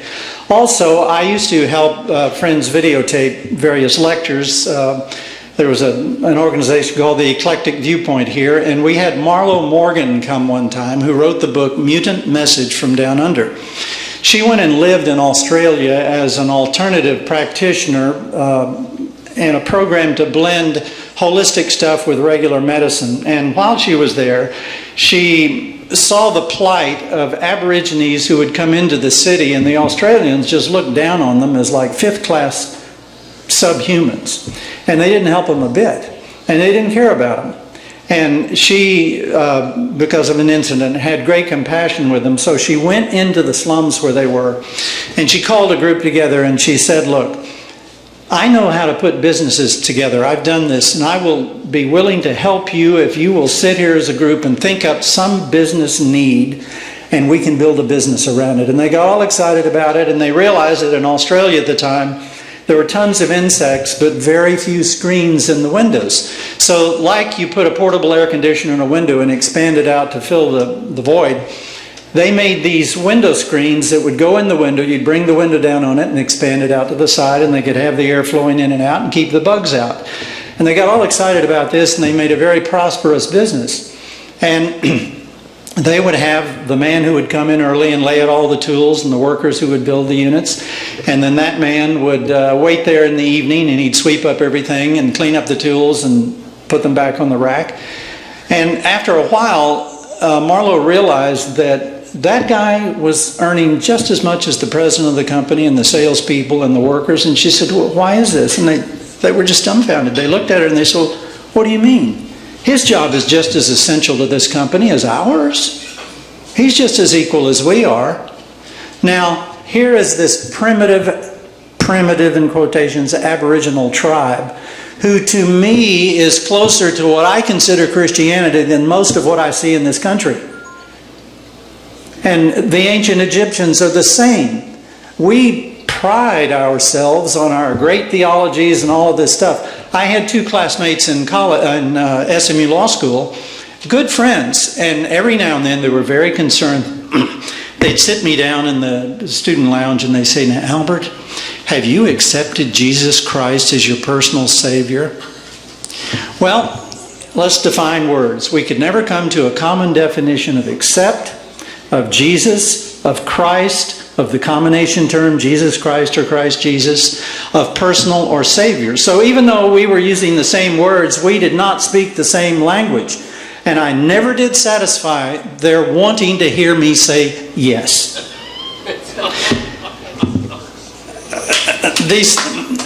And also, Vietnam War, I totally agree with you. When I was in computer systems engineering out in California, I was quickly going to become 1A from 2S student deferment, and that was right in the beginning of the war.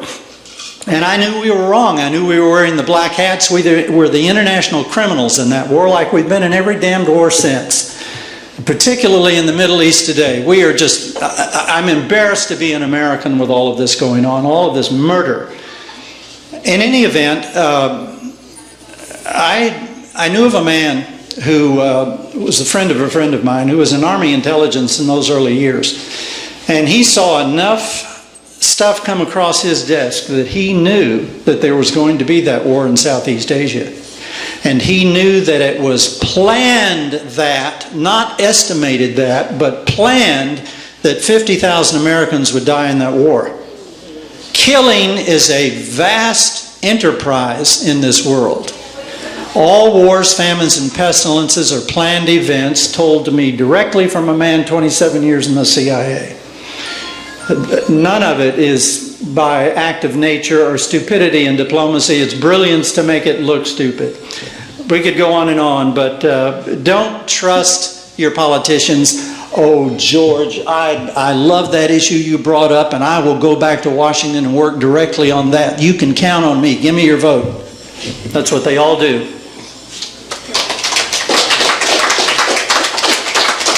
That's not what my congressman tells me. Okay, who's next? There has to be a next. Is there a next? Are we running out of people? Is that it? Come on up here. I'm like Albert, I can't miss it.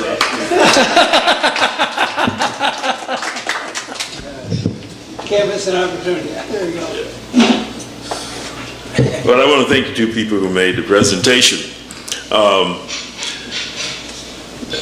I want to make some statements there because I'm not totally... I want to be clear about what I'm saying.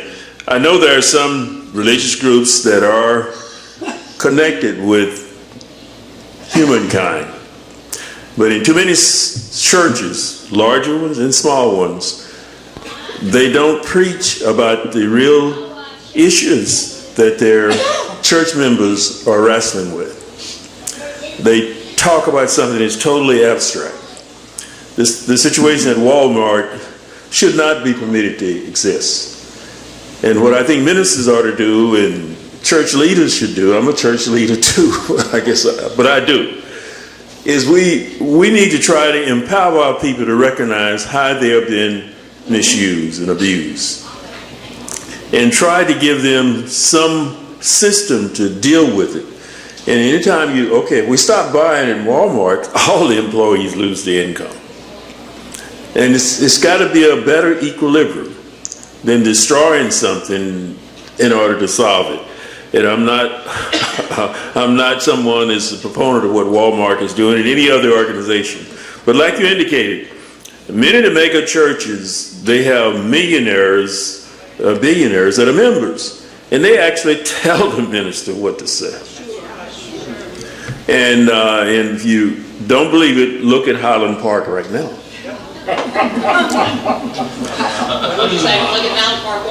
Right now, is what they're going through. I'm a Presbyterian, I'm on the Presbyterian Council, so I'm well aware of what's going on there. But that's what I think we need to do. We need to try to empower people to recognize, because they're afraid. If they're going to lose their meal ticket, and those of us who think we're middle class, look what's happened to the middle class. If we don't wake up, we're going to be hurting just like they are. And that's what I think the church now. New Haven is a church that's very well involved in what's going on. I've never attended a sermon there. I don't know whether the minister preached it, but I've heard a lot of sermons, and they preach God, but they don't connect it to what we're doing. They don't connect it to what we ought to be doing. And I think that's where I think the church is sinning. And I'm very critical of the church, and I'm there every Sunday. But I'm very critical because we are playing church and we're playing with God. And we don't need to do that. So I want to thank you for trying to bring religion and workers together. That's a tremendous ambition, and I hope we can be successful there, because that's just not your. I'm there, brother. Okay. Thank you.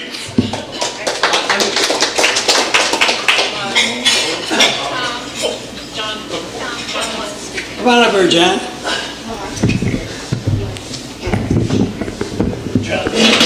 Watch him. He just got back from England. Yes, I've now been re-indoctrinated, but I've just come back, as you know, from civilization, as I say. Annoys my friends a lot. Anyway, the government in England now is comprised of the elite people. Almost to a man, they went to Eton, which is the most expensive private school in England. They are the sons of privilege. And they came into power in 2010. So what do the sons of privilege do when they come into power? Well, they immediately give a tax cut to the top 1%, okay? And they begin to cut benefits to the poorest. Now in England, the Church of England, the Archbishop of Canterbury, stood up and castigated them for this. Really ripped them up hill and down dale. I've seen no religious leader in America castigate the Tea Party and these other XYZs type people ever. So that's one thing. Another thing, when I came to this, usually in England, people that are religious, go to church, tend to be good people. It didn't take me long here to realize that's not generally the case here. The advice I give people who don't know in this country, I say, if you meet someone who professes, I answer to the Lord, you do two things. You reach around and grab your wallet, and then you put on your track shoes and you run like hell. Now, referring to religion and economics, in fact, in all the elementary economics books, there's a history of economics, and it talks about, because really economics is just a model of society and how it works. And of course religion and beliefs play a role in this. And so for the first millennia and a half, up to the 15th century, generally speaking, the Western world anyway was religious. It was Roman Catholic. And the philosophers always said that the wealthy had a duty to the community. And the church also was responsible. That's why the duty of wealth was to really enjoy your money, but give back to the community. That's a strong religious message, and that's in every introductory economic textbook. This changed in England, because Henry VIII decided he wanted to marry another wife, and he began chopping all their heads off one after the other. And so he was excommunicated and founded the Church of England. He sacked the church's wealth, and therefore the responsibility for the poor was moved from the church to the state. So therefore you have the Elizabethan Poor Laws, where the state took over. And in the Protestant world, that's the way it's somewhat remained. Now, the pushback are from people who don't want the state to be involved in anything. But there it is, the responsibility in the Protestant world was passed to the state. There it is. And that's why it happened. The thing about America is unusual. As you know, the Pilgrim Fathers, the Plymouth Brethren came over. They were an extreme sect of religion, and they were, as you know, Puritans. They were abstemious. They worked hard, and they built up their wealth. And so they said to themselves, this is because God favors us. Okay, so we are righteous because we've accumulated wealth. Those that have not accumulated wealth have a disfavor in the eyes of God. So the concept grew up of the worthy poor and the undeserving poor. And so it was this sort of attitude, I think, that grew up, in this country, and it's spread. This is why you do have, as I said, this mean callousness towards others. They really do think these people are worthless and shouldn't be, and it's their fault that they're poor. It's their fault that they're not working, and so on. And I've said before here, the way the system works, with a guaranteed 5% unemployment, that means to say there are always, at best, 8 million Americans unemployed as a way this system operates. It can never go below that. In fact, as we know, it's much higher. Right now, it's, 20 million or more. That's the way it is. Now, you can say that, well, these people are not working because they're useless, they didn't try hard at school, or whatever it is, but there is such a thing in this world as a social conscience. And the truth of the matter is, some people have it and others don't. I don't know why it is, but that is the case. There are some people who are so greedy, that's all they care about. We have a close friend whose husband's just died. She has dementia. And the daughter basically has walked away from it. So my wife is right now looking after her. I mean, there are people in this world without a shred, I would say a shred of decency. But those people seem to rise to the top in corporations because apparently we admire people like that. Now, as you said, in Germany, the whole economic system is different. In fact, the vice president of BMW was the head of the union at one point. Yeah, he's on the board and he's vice president of BMW. That's the way, they believe in, community, spirit, the way you get harmony and successful in life. It's like when I was in rowing. You all row together in rhythm or you're going to lose the race. Well, that's true in an economy. And that's why I think that America is failing, because it's failed its people. We've let people rise to the top and be in charge who are, in my judgment, worthless. Worthless as people and worthless to the country. Thanks.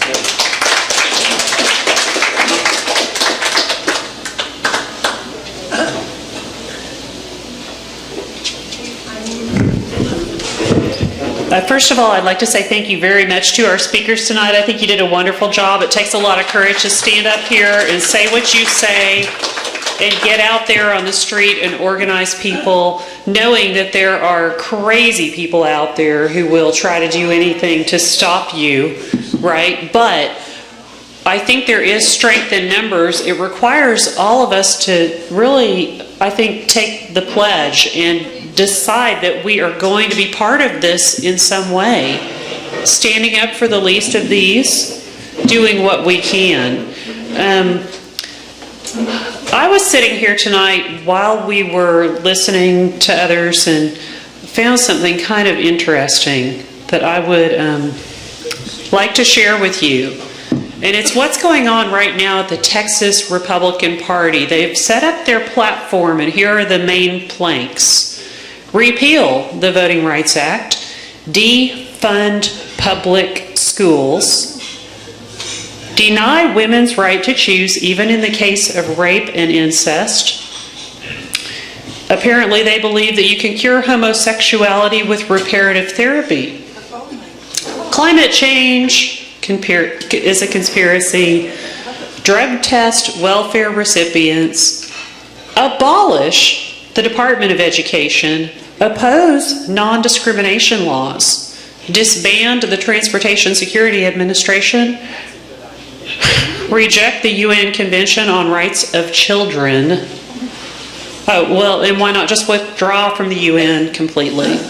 Okay, now, to me, this is counter to everything that I stand for. And I think, and I don't want to totally politicize the meaning of this topic, because I don't think that you're coming in and saying, like one side is good and the other is bad or anything like that. What I think that I've gathered from this is it's important for all of us to come together to stand up for what is right and what is good and what will support people's lives, livelihoods, to support their ability to be strong in who they are, and not cower because they're afraid of illegal retaliation by their employers.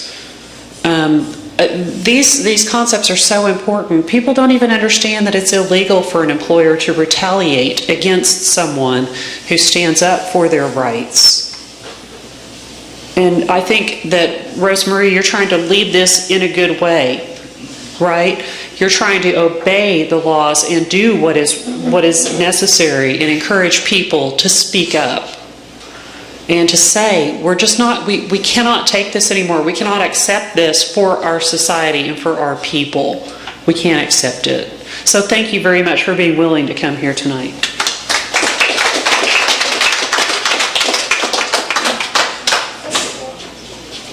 Okay, who's next? Is there going to be a next?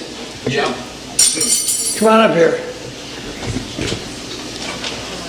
How much time do we have? Not much. I won't be long.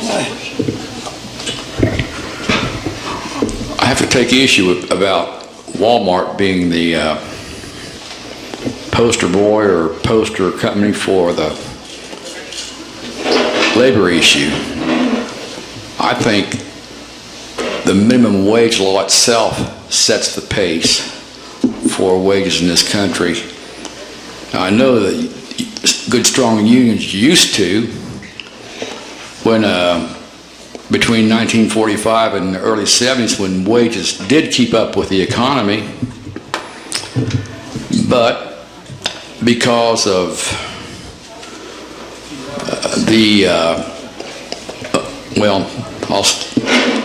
another comment was, I asked you if you were aware of the conservative media machine, and that is a real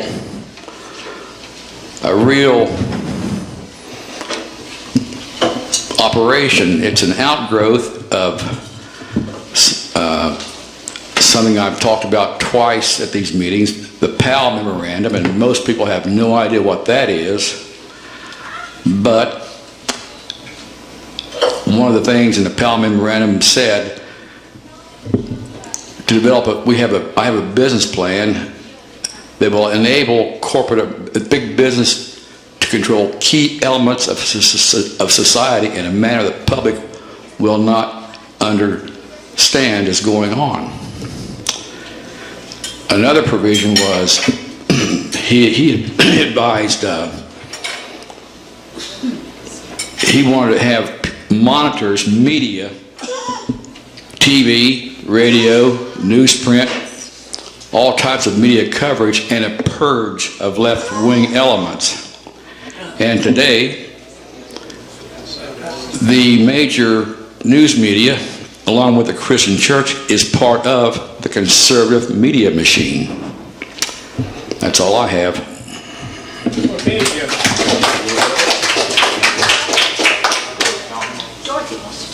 Dorothy, you want to get up here? All right.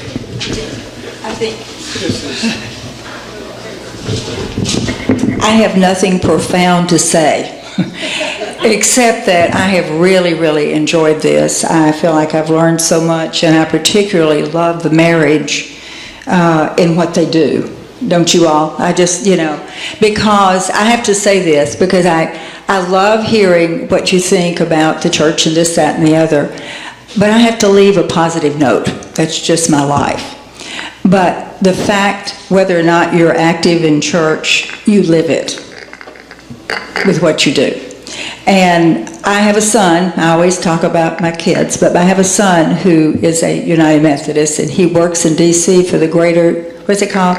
General Board of Greater Society, or Church and Society, whatever it is. Anyway, and he was raised by a half-hippie mama.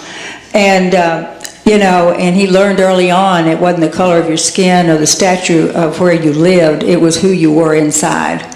We did attach that to our faith and bumped heads in California, New Jersey, Pennsylvania, Virginia, and certainly in Texas. After the election last week, and I have nothing against Republicans at all, but I'm very, I'm very discouraged with who controls my life right now in the political agenda. I have to live, breathe, eat, buy, and go according to their rules, and that really bothers me. So like Susan said, and like these two wonderful people said, we have to become involved in the things that really matter in our community. And every community has a Walmart. And I don't go there, rarely.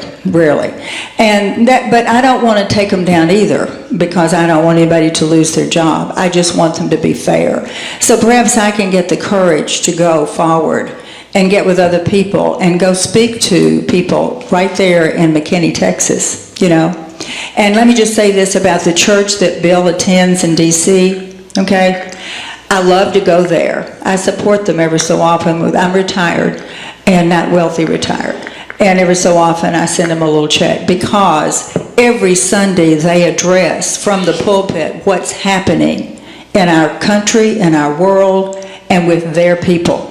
That's the biggest part of the sermon. And there are always sheets of paper that you can sign because of trying to, you know, help with the Gun Act law, or maybe it's immigration is the big topic for one Sunday, or, you know, whatever it is that the world is really perplexed about. They're going to send those letters out, and it was my privilege to go and sign 5 of them one Sunday. I love it. And maybe we just need to encourage our church leaders to do that. One sat on my porch, and I'm about through, this was last year, sat on my porch and said, he said, tell me what your son does. I said, he's way out there. And he said, but what do you mean way out there? I said, well, he's too liberal for you. And he said, how do you know how liberal I am? I said, well, you know, I wasn't really seeing it from the pulpit. But he said, you know, if I could do what I wanted to do, I might be doing what your son is doing. So maybe we need to encourage people who want to speak out, that want something better, whether it's our Judo, Islam, or Christian friends who want to use their faith in their communities to speak out. And I've just gotten to where I don't apologize for being this gray-haired Democrat. I don't apologize for being someone who, quote unquote, loves their Lord, because I love others too. Because I feel like that's what he would have me to do. So that's all I have to say.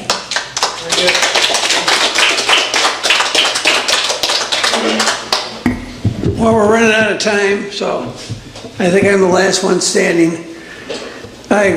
First of all, I got to thank our speakers for being here tonight. I think they did a great job. As far as what to add to this, it's hard to add to what has been said tonight. I've always believed that, I don't want to be repetitious, but I believe that we have, in this country, I'm from the labor movement, and I grew up in it, and the railroad industry is the industry I'm from. I've seen changes go on there. I saw that tremendous amounts of automation took place. They got rid of the cabooses, they put everybody in the engine. They said we got too many people, they got rid of the people. Now we have 5 people on pension for everyone that's working. That's how bad it is. And a lot of this has happened in the rest of the country. And our corporations have gone overseas to other countries. Labor costs are cheaper. We've seen a lot of that. We've lost a lot of jobs as a result. We don't have the jobs here that we used to have. We don't have the industrial base we used to have. We're losing it in a lot of ways. And our society is suffering as a result. I think that for my own purpose, I think we have to change some things, mostly our Congress. We got the best Congress money can buy. That's our problem, and we have to do something about that, or else we're cooked. We have corporations going overseas. We need to put what's the word? Tariffs. That's the word I'm looking for. We need to put tariffs on corporations, not on countries, so that the jobs will stay here. We don't mind them going to other countries and expanding, but we don't need to take the jobs with them. And that's what's happened. And that's why that's the problem we have. So if we get that together, then we can think about shortening the workday in this country and putting 25 million people back to work. And that's probably the solution to our problem, because automation does take its toll. It's constant. Constant replaces people with machines. Machines don't pay taxes. Every so often you have to shorten the workday. If you don't, you're doomed. And that's where we're going. England had a problem with it. They've gone over the top. We're now doing the same thing, and our corporations are ruining us. You know, they're running the world, and they're making huge profits, and corporate labor is not making what it should. This has to change. And the best place to change it, the only place to change it, as I see it, is with the Congress. We got the best Congress money can buy. It's owned by the corporations. And under the definition of, if corporations are controlling the government, that's by definition is fascism. Believe it or not, that's what it is. And it has to change. We have to get Congress to act in its own self-interest, to instruct the Federal Communications Commission, maybe to require the media to provide sufficient free airtime for federal candidates in general elections to air their views. If we did that, you'd change everything. You'd end up having representatives that represent the people instead of representing the people buying their vote in Washington. So that's all I have to say about it. You're up.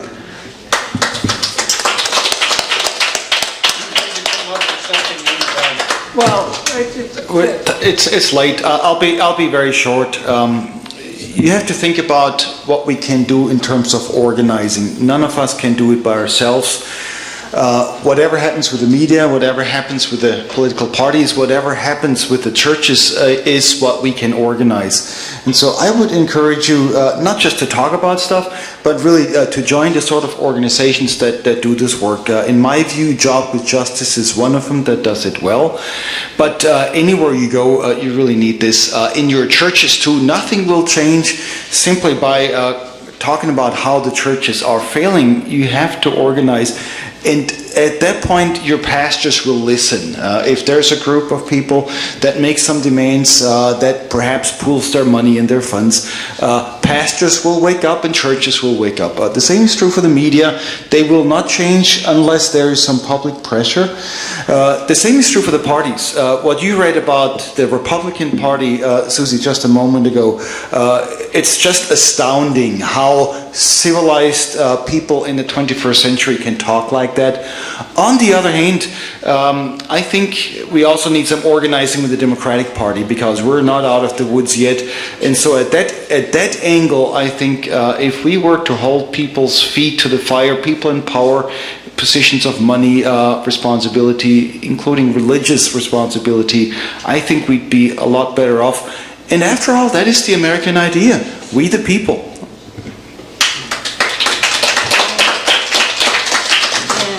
We can't go it alone, and I have some concrete things that you can do if and not let us be there alone. So join us. We have upcoming is ALEC is coming to town. That's the American Legislative Exchange Council, ABU. It's a big secretive group that brings together our elected officials and gives them vacation junkets so that they will sell out their vote to corporate lobbyists who then write legislation that is passed in our state houses and in our congresses. And defunding public schools was mentioned. That's something that is ALEC's agenda also. So they're coming July 30th, and I have some flyers here with some things we're trying to put together. So come join us and help fight ALEC. And I'll have these laying out if you want to come by and get one. What also fits in with defunding schools and ALEC is that you might have heard that people are trying to privatize DISD. There's a push there. And so we're having community conversations. We've come together as a very broad coalition. Nothing like this has ever been done in Dallas before. We have the NAACP, we have LULAC, we have community groups, faith groups, unions, Jobs with Justice, Texas Organizing Project, Worker Defense Project. We've all come together and formed a coalition, and so we're inviting people to come to community conversations to talk about how to change DISD. We know it's not perfect, but we don't have to dismantle the whole governance structure in order to make it better. So I have flyers for that. And then last not least, we're having Ann Feeney come to Dallas. You might have heard of her. She's a singer-songwriter. She does a lot of folk songs, labor songs, and she'll be here this coming Thursday at 1408 North Washington. That's the Communication Workers of America Union Hall down in East Dallas. Doors open 6:30, and we have an opening act, a little bit about ALEC there, so come join us for that. And I have flyers for all of this, so let's work together and let's make change happen. Thank you.